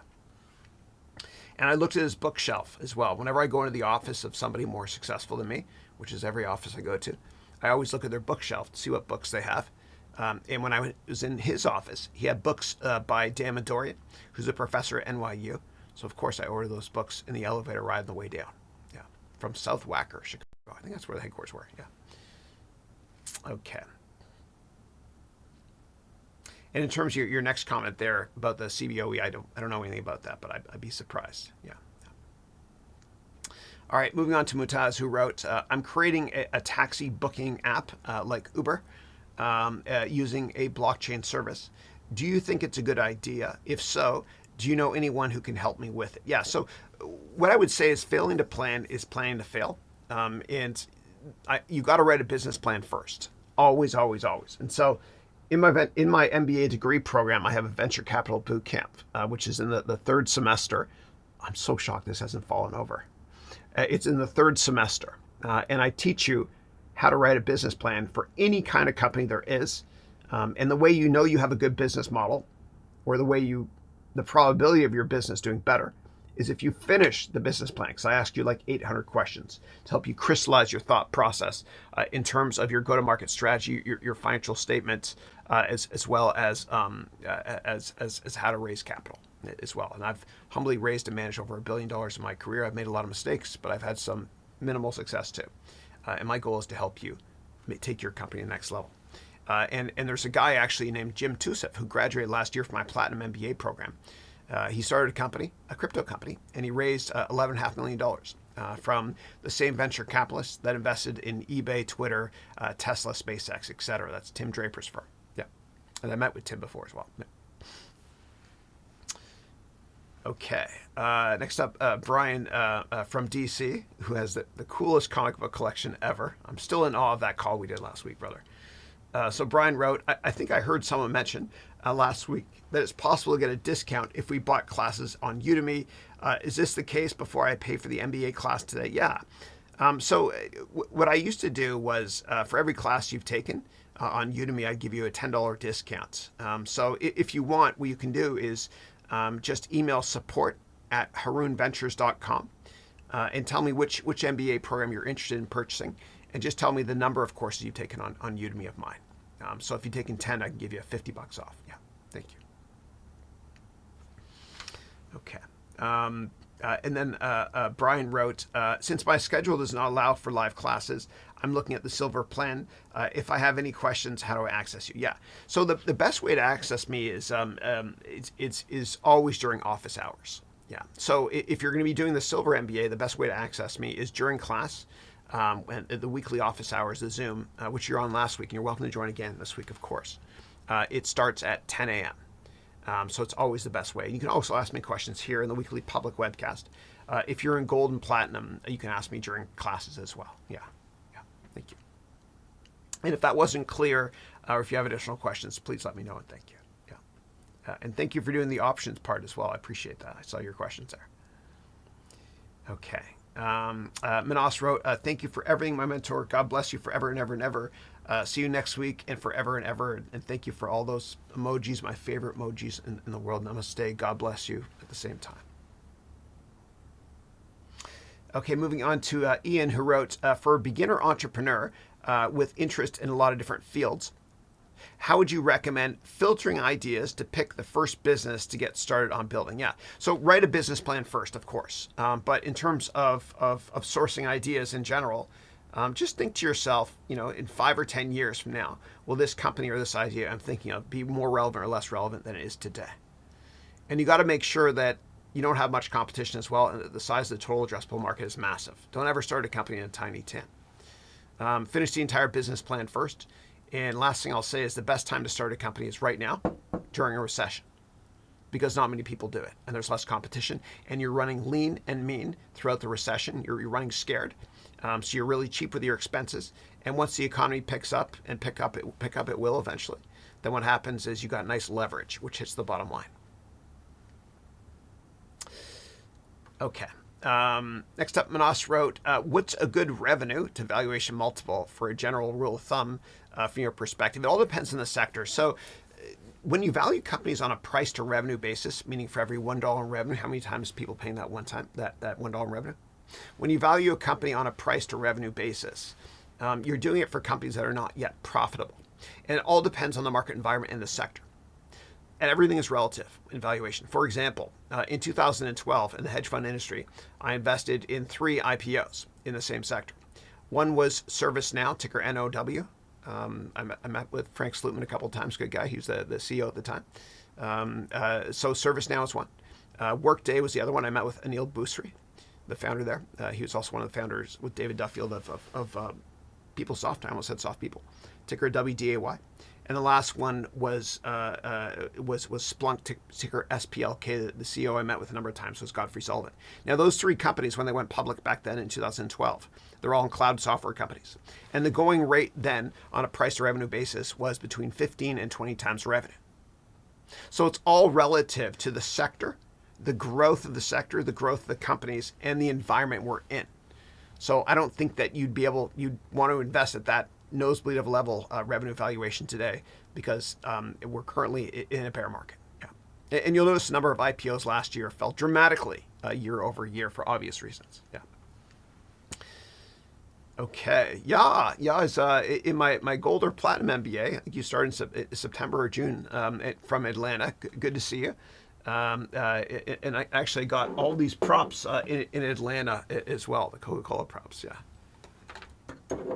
So Yah wrote, hello everyone. I just got the Underdesk treadmill. Oh, awesome. You got that as well. And I highly recommend it. Oh, I love it. Very cool. Very cool. Dude, it's a game changer, I'm telling you.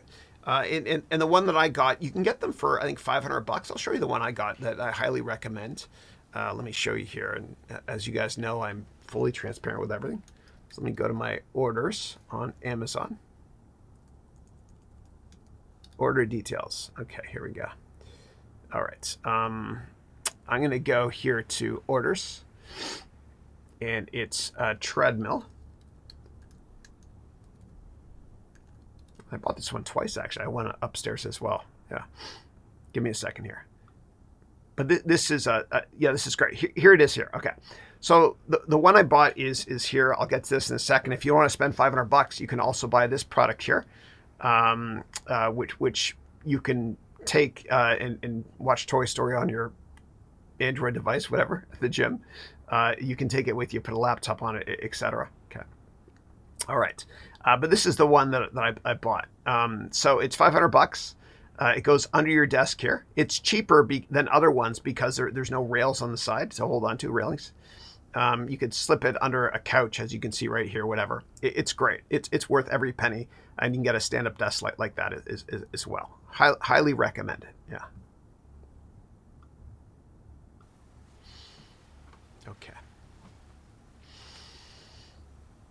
Okay, next up, Mahadi wrote, how do I gather all knowledge?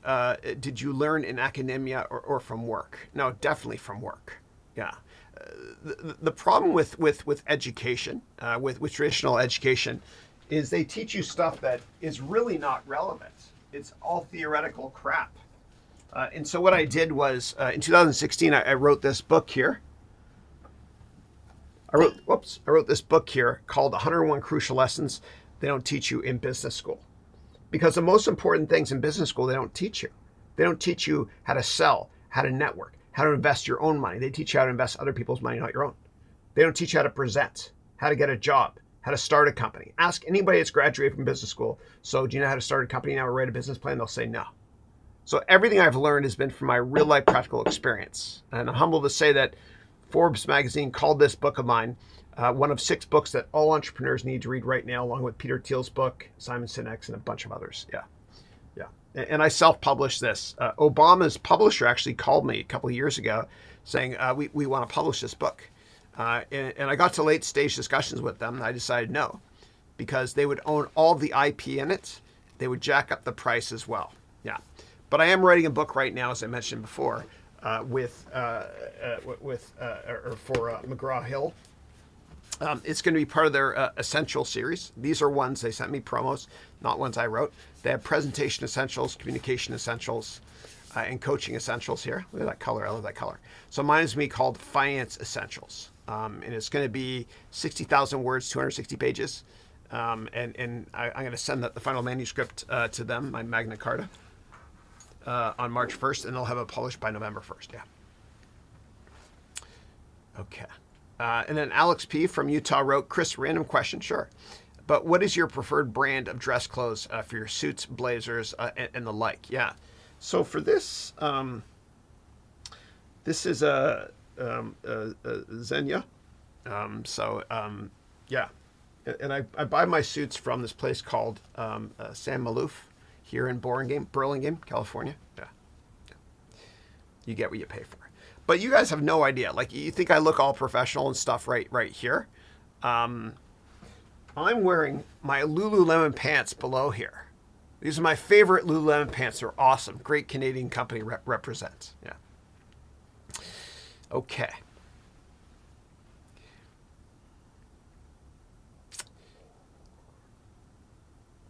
And Eric wrote, forgive me for asking about semester 3 while I'm still in 2. No worries at all, man. I'm here for you. Good to see you, Radu. Radu is one of my students, started last June. He's a great guy. He's got a heart of gold. And he's brilliant as well. He's based in Romania, lives with his son there. He bought a piece of real estate there not too long ago, works in the tech sector. Good guy. He's a fan of the DJ industry too. Good to see you. Okay. All right. I'm going to open up Zoom in a minute. Actually, I'll open it up right now. And Ginny, if you want to get on right now for me to help you with your LinkedIn profile, please do so. So the way to get onto Zoom, if you want to join, is you go to this exact website. You go to harounmba.com/Zoom. Okay. And I have many websites that forward to the same place. So just go to harounmba.com/ all lowercase Zoom. Okay. And you click this link right here. And I will start taking your questions. Let me go below here to see if the speaker is selected. Yes. Okay, good. All right. We don't want to use that angle. Oh, that'd be a pretty cool angle to use. So I'm going to go over here and I'll use the other angle, which is this bad boy here. Hi, Chris. You're ugly. Okay, cool. So when you guys are ready, just come on here. And Jenny, if you want to come on now, maybe I'll start doing this a bit earlier for you. Alexa, cancel my alarm at 9:50 a.m. 9:50 a.m. alarm canceled. Okay. All right. Okay. So Eric wrote, I'm in Silver. Yeah. I write questions all week long. Awesome. On Thursday, I post all questions in one shot. I love it. Keep doing that. I love it. Thank you. This is how I learn. Yeah. And also I want to help and it's fun. Yeah. And then you wrote, I record the video of the show or I wait till class to show on YouTube. Okay, cool. Yeah. Yeah. Eric wrote, is Ken Griffin CBOE approachable? So Ken Griffin is the CEO and founder of Citadel. I think he's going to be the richest man in the world one day. He's unbelievable. He's brilliant. And he just picked up and moved his company. I used to work for him. From Chicago to Florida. I think he grew up in Florida, actually. And he made his money. I remember reading about him before I met him for the first time when he was at Harvard in undergrad, which he graduated in 3 years really fast. What he did was he put a satellite dish in the 80s outside his dorm room for stock quotes. And he went net short the market in 87 when the market crashed and made a bunch of money there. And then, yeah, started Citadel. In terms of CBOE, I mean, his firm does trades, options trades, but I don't think there's a link between what you wrote there, CBOE, and him. Yeah. Okay. All right. Next up, LCC, who is on a 3-day visit to India, became the first Egyptian president to be invited for the Republic Day ceremonies. What are your thoughts? I had no idea. I don't know much about Egyptian politics, post Mubarak. Yeah. My dad's name is Gamal. He grew up in Egypt, and when he was a kid, Gamal Nasser was the president. And my dad sent him a message saying, hey, I'm Gamal too, a letter. And Nasser sent back a signed picture, which was kind of cool. Yeah, I don't know anything about that, sorry. I've never been to Egypt. I would love to go. I will go one day. Yeah. Okay. Okay, and Alex P. wrote, Chris, I'm waiting for your question to the group. Okay, yeah, regarding the gold thing. Okay, I'll ask it right now. Okay. All right, so earlier on today, I said that somebody will win my gold MBA program. And it's going to be based on a question I asked. This is me clearly buying time thinking of what the hell to ask. Okay. Here we go. Okay. I'm about to ask you guys a question. Whoever types the answer correctly first wins. If 2 people type it at the same time, whoever's name shows up first wins. And you cannot answer this question if you already signed up for gold or platinum. Here we go. Ready? Drum roll. I got to use this camera angle too. Okay. The question is this. What is an inverted yield curve? Again, the question is, what is an inverted yield curve? Whoever answers it correctly wins. Wins this. Oh, it's shining. Yeah. Okay. And I put a little light down here as well. It's right here as well. See, I'm kind of in focus now. Okay. All right. So again, the question is, what is an inverted yield curve? Whoever answered it correctly. Okay. So Eric wrote here, when the future looks worse than the past, than the current. Let me see if survey says. Let me think. Correct. Eric, you win. Congratulations, Eric. Eric, you win. You win the Gold MBA.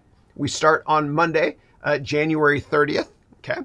And what you can do is just send an email to support@harounventures.com.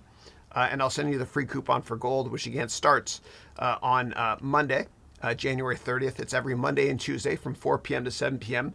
Pacific time. You're based in Florida, so it's every Monday and Tuesday, 7 to 10 p.m. East Coast time. And we finish on December 14th as well. Cool. Great. So please email support@harounventures.com, and I will send that to you. And congratulations. Okay, a bunch of other questions people wrote answers as well. Yeah, cool. Congratulations, Eric. Okay. All right.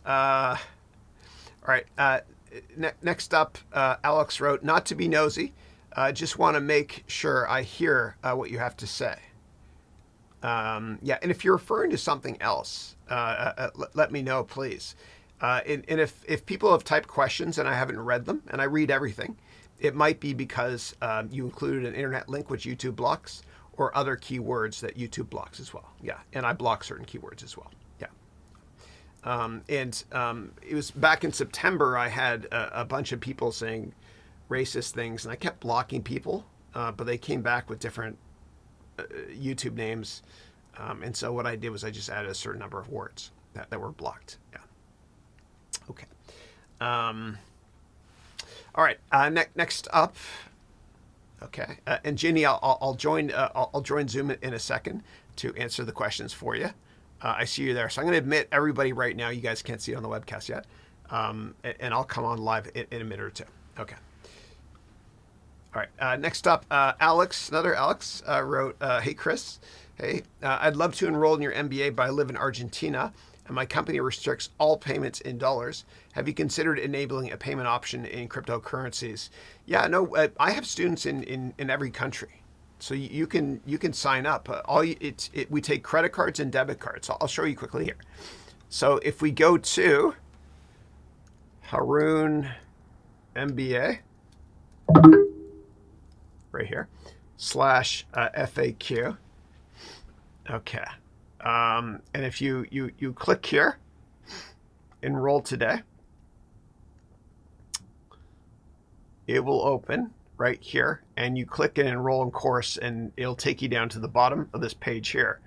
No, we take credit cards. I also have a 6 payment plan as well, and a 3 payments plan right here. Yeah. So no, it works. It works in every single country. Yeah. And we do wire transfer as well. Just, yeah, just read this for more details. Yeah. And there's a 30-day, 100% money back guarantee as well. Yeah. Okay.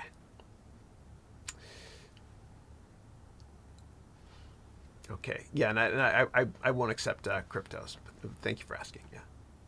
All right. Next up, Eric wrote here. Eric, who's the winner of the Gold MBA. Congratulations.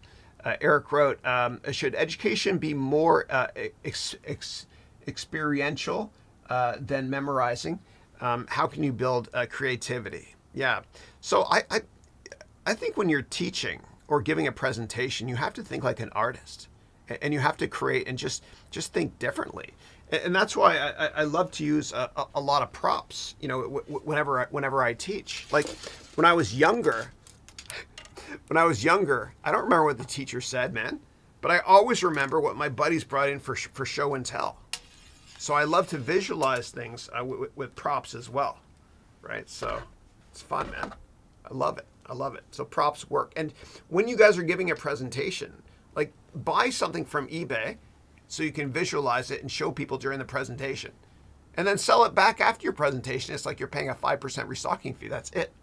Right? So I don't know if you're doing a presentation on corporate fraud and financial fraud, you can, like I did, I bought this Bernard Madoff fake statement. It's actually a real statement that was fake on eBay. And I knew he was a fraud because his name was Madoff. He made off. I've used that joke before, but it's so damn funny, I think. Yeah. But use props. Always use props. And that way, you know, people can visualize stuff and learn much more gooder. Yeah. Okay. Okay. Next up, MM wrote, real estate agent career in Canada. Your thoughts on where the puck is going? Oh, I love it. I love the Canadians. Yeah, I'm Canadian. Will the career be relevant in 5 years from now? Yeah, so Canada hasn't really been hit hard by a real estate recession in a long time. So in 2008, the United States was hit very hard by the real estate recession. And one of the reasons is because in the United States, you can write off the interest on your mortgage. And there's tons of banks, it's very competitive. In Canada, you cannot write off the interest on your mortgage. There's 6 banks in Canada. It's very regulated, right? So there's been slow and steady growth for years. But a recession is coming. Nobody can time these things. And it's going to be harsh. It's going to be harsh. So I just make sure that, you know, times are good. If you work in real estate in Canada right now and you're doing well, just kind of forecast that, you know, within the next 5 or 10 years or so, I know it sounds crazy for me to say, that might go down by 80%. Yeah. Real estate recessions are harsh, man. The real estate cycles can last 10 or 15 years. It's really, really hard. Now, the best person in Canada, the most knowledgeable person in Canada, by far, on real estate is a very good friend of mine. His name is Tom Karadza. And my wife is best friends with his wife, Carol, and my wife just flew up this morning to Toronto to see her. So I want you to do a search on Tom Karadza, and his company is called Rockstar Real Estate, and he can help you a lot. Yeah. And I own a bunch of property in Canada too, a couple houses down, apartment buildings down in southern Ontario that I rent just to students at University of Western, because education is countercyclical. Okay. All right. Okay. All right. And what I'm going to do is, Ginny, stand by. I'm going to come and pick you up there or meet you, sorry, on Zoom. Okay. Rubina, how are you? Rubina's in my Gold MBA program. She started last June. Good to see you. She's from Pakistan originally, lives in the United Kingdom, and she's building a school for girls. Yeah. So Rubina wrote, "Hi, Chris. I pray that you and your family are well. Thank you." And then he wrote, "Chris, do we need to do anything to prepare for the boot camp?" Yeah, no, nothing. So you're in the class that started in June. So E3-1, meaning the first class of boot camp, Entrepreneurship Semester 3, Class 1, is going to be next Wednesday, 6 days from today. Nothing to prepare, just show up, and it's going to be fun. You're going to love it. You're going to love it. Yeah. Okay. All right. Okay. So what I'm going to do now, and then Rubina said, can you please tell me the link for the Teachables page? I'm still having a problem with my password because I changed my laptop. Yeah, sure. So in order to access the courses you purchase from me, your MBA course or anything, you just go to learn.harounventures.com right here. That loaded faster than it usually does. And then just go up here to log in. Okay. And then once you log in, you'll see the courses that you purchased. Yeah. Okay. All right. I'm going to go now over to Zoomy. There we go. And I'll admit everybody. And then let's see here. We've got Ginny from Vietnam, who lives in Australia, I think. Ginny, how are you? Oh, looks like you're on mute. Sorry. And I'm so sorry. What happens is it puts everybody on mute. How are you, Ginny? Good. How are you? Yeah. Happy New Year. Yeah, it's great to see you. Happy New Year to you, too. And we also have BBA 4AM 038140112 HARS. Harsh, that's right. How are you, Harsh? Good to see you. Okay. All right, Ginny, go ahead. I think you want to... I'm good. Excellent. Great to see you. I hope you're doing well. So Jenny, you wanted me to help you with, was it LinkedIn? Yes, please. Thank you so much. So I've been, Sure. taking your advice and doing networking, Yeah. and I've got a recruiter saying that my LinkedIn is not updated, and that they don't think my hard skills is enough to get Right. to Right. Okay. investment Yeah. banking once again. So. Yeah, absolutely. So, if I remember you're from Vietnam, you worked at Macquarie, or you went to school at Macquarie in Australia. You worked at Jefferies. You also had your own online tutoring company, correct? Yes, that's Okay, great. I correct. remember. Okay, Yes. so if you want to work in finance, obviously what we're going to do is we're going to really focus on the finance stuff that you've done. And I think did I write a recommendation for you? Not yet. Not yet. Okay. If you want me to, just send me a message over LinkedIn. Okay. Please. Of course. Yes, Of thank you course. so much. Okay. And I'll stress the fact that I don't know you. I'm just kidding. Yeah. Okay. Of course. All right. So let me go over here to LinkedIn. Okay. Can you see Sure. my browser? Yes, okay. Thank you Okay. so much. Okay. Excellent. Okay. All right. Let's go here. All right. So I'm going to go to LinkedIn right here. Okay. And by the way, Varun, who I interviewed a couple times, you guys have seen him on my webcast here. I have been using Udemy Isn't for so much long time. He's great. Actually, Yeah. yeah, I have to. Sorry to interrupt, but I have to tell this story. Yeah. So I was very, very bad in talking to girls in English. Yeah. I was really, Yeah. really bad. So I went and I practiced like for 1 week straight. Yeah. And then I just cold approached some women, and dude, I was like, I just came from Oxford and I was talking like crazy. And I don't like, I didn't even hesitate once. Like, I'm hesitating over here, but we're talking to really, really beautiful Yeah. people. Udemy is like life changing for me. Yeah. No, well, dude, It's amazing. it's awesome. Well, I got to say, it is such an honor to have Elon Musk on this Zoom call. Hey, I see how Yeah, you changed your name to Elon Musk. I love it. It's funny. So Varun, by the way, so I interviewed him a couple times. He was just recognized by Forbes as one of the 30 under 30.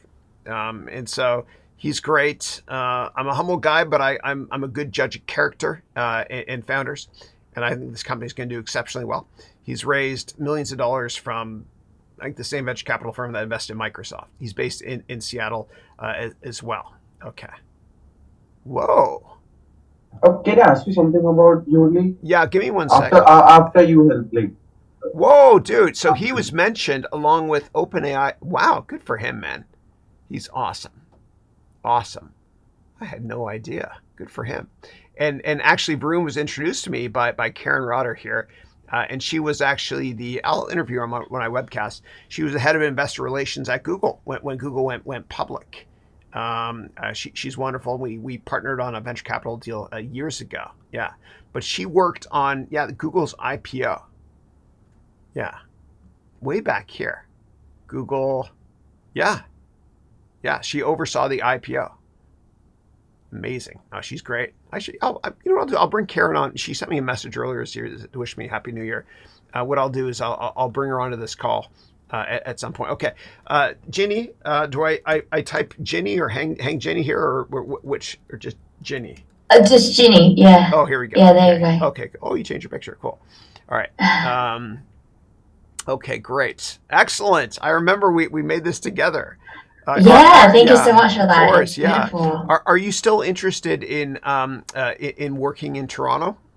Yes, definitely. Okay. So if you're focused on Toronto for financial services, that's great. We'll leave that at that. Okay, great. Cool. All right. So let me go through this. And should I assume that I'm going to make this up in terms of target market? I'm a mutual fund portfolio manager that works in Toronto. Yes, please. Okay, I understand. Yes. Okay. Thank you. Sure. So what I'm going to do is I'm going to start from the bottom up and I'm going to look for any red flags. Okay. And the red flags are usually politicians. And the reason I say that is because if you follow a Democrat, Republicans won't like that. If you follow a Republican, Democrats won't like that. You just want to be neutral always. Okay. Definitely. Okay. It's all fine. Okay. All right. Palantir. That's right. Renaissance, that's right. Yeah. And this hedge fund has made 60% per year gross return since the 1980s. That's amazing. Okay. I would follow, I want people to know that you eat, sleep, and breathe investments. So I would follow probably Mohammed Arib, he used to work at PIMCO. Follow Bill Gross as well if you want to. Follow a bunch of Canadian mutual funds, Warren Buffett, etc. Okay. Yep. Okay. All right.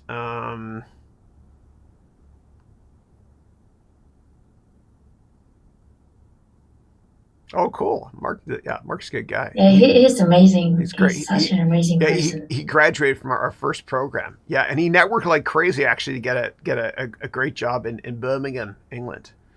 Cool. Good for you. Look at all these recommendations you have. Everybody should have at least 10 to 15 of them. Very cool. Okay, Marin, who was in our class. So is Mina from Greece. Phil, who's my first student, ever wrote a book. Very cool. Todd, that's right. I interviewed him on my webcast a while back. He's amazing. He's great. Yeah, he started. No, he started a lot of great companies. Yeah, Radiana from Detroit. She's great. Huey from Australia. Usama from Jordan as well. All of our students. Tao, and I've connected with her. I love her. Praying for her. Yeah, great, excellent. So what I would do is I would try to get people that have worked in finance to write about how amazing you are at creating financial models and whatnot. And I've seen a lot of your financial models as well in the past. So everybody on Zoom, I'm so sorry. I'll just dedicate this to Jenny next 5 minutes, and I got to wrap it up. Oh my God, thank you. Yeah, of course. And for those of you in Silver, stay on because we'll do the Silver webcast next. And Jenny, you can stay on as well if you want to, obviously. Okay. But I would get people that work in the finance industry, kind of Sure. like NAM, Yep. yeah, to talk about how amazing you are at financial modeling and all that stuff. Yeah. Okay. Great. And follow the 6 Canadian banks as well. Sure, Okay. I'll do that. Okay. Yeah. So, and send me a LinkedIn message and I'll write something for you here and I'll talk about how amazing you are at financial modeling because you are. I remember looking through a lot of your models. Okay. Thank you so much. Of course. Also, in terms of skills, I would get a lot of finance and accounting oriented stuff here. Okay. Sure. Yeah. Yep. Yeah. Valuation you've got there as well. Yeah. Okay. All right. So we've got licenses and certifications. Okay. A lot of finance stuff. Cool. Okay. Volunteer experience. Okay.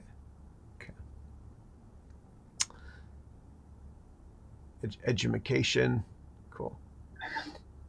What I would do is I would say here you focus more in the MBA program, which you graduated in 21, on finance and accounting stuff. So I remember we did a lot of one-on-ones. We did 18 one-on-ones together, remember, over 2 years. We talked a lot about finance and accounting, and I looked at your financial models, which were great. And your education stuff's probably going to be down here, right? Teaching. Yeah. Did you ever teach any finance stuff, or is it just English? No, just English, unfortunately. Okay, cool. Okay, finance.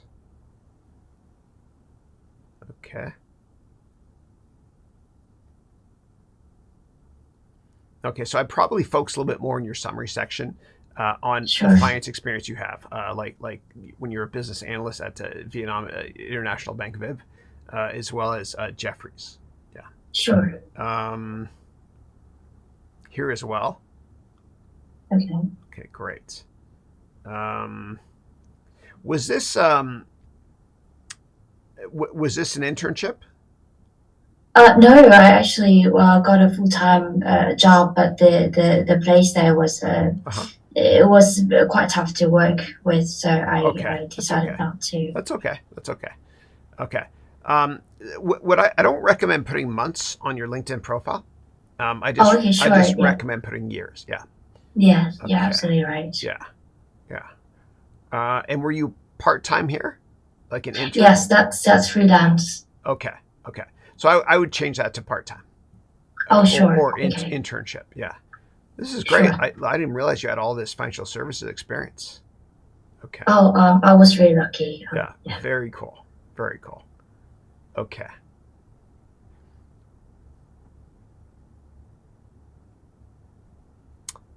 Okay. Tell me a little bit. Should I change that? Well, tell me a little bit about this.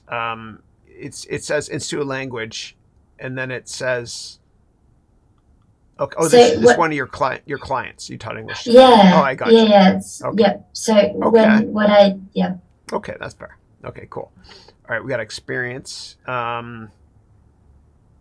Okay, so what we need to do is we need to tie together all of your financial experience in the about section here.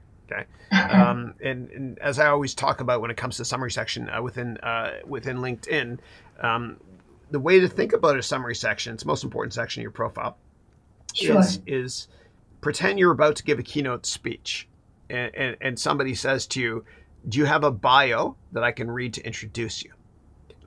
Sure. So what I recommend doing is making this show that you eat, sleep, and breathe and are passionate about finance, right? Okay. So as Yep. I read through this, I don't see any finance. Sure. Well, financial university here a bit, I guess, which is great. Yeah, so I would focus more so on finance, even at the beginning, right? Sure. You could even start, if you want to, with a Warren Buffett quote. And let me find one for you. Okay, Buffett quote. 2 F's, 2 T's. Okay, 20 Warren Buffett quotes, 25. Let's look at these here. Something that's kind of empowering. Let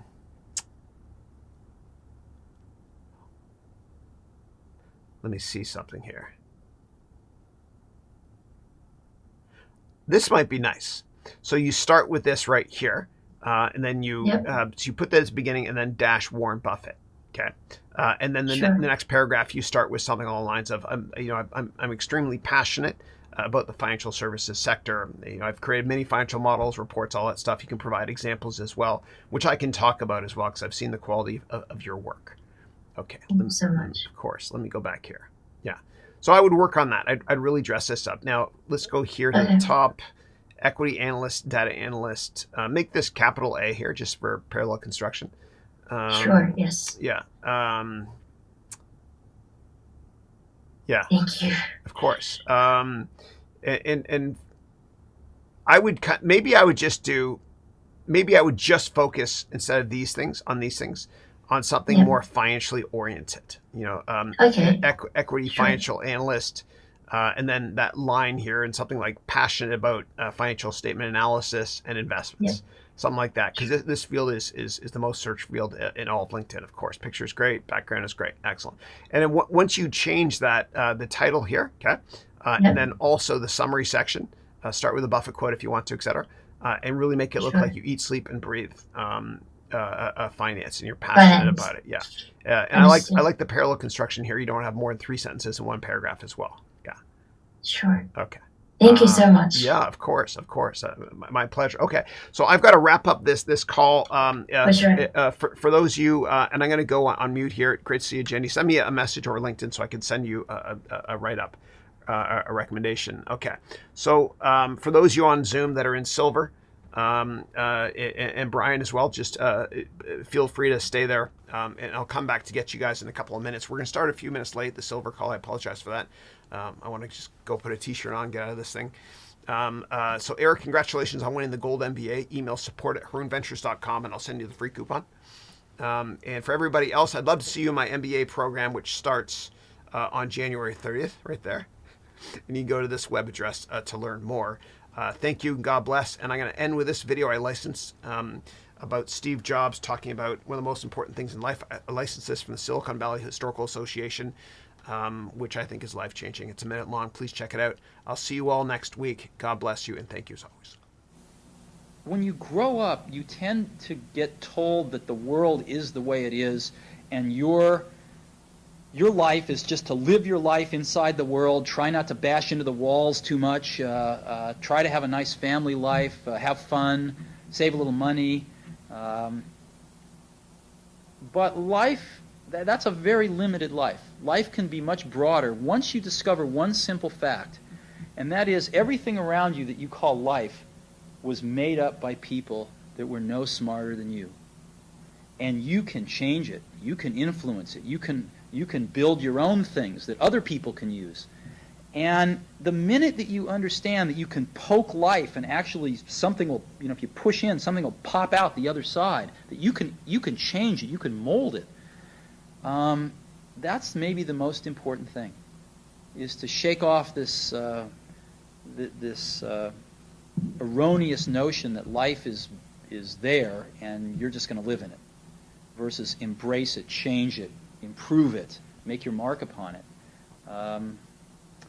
I think that's very important. And however you learn that, once you learn it, you'll want to change life and make it better, because it's kind of messed up in a lot of ways. Once you learn that, you'll never be the same again.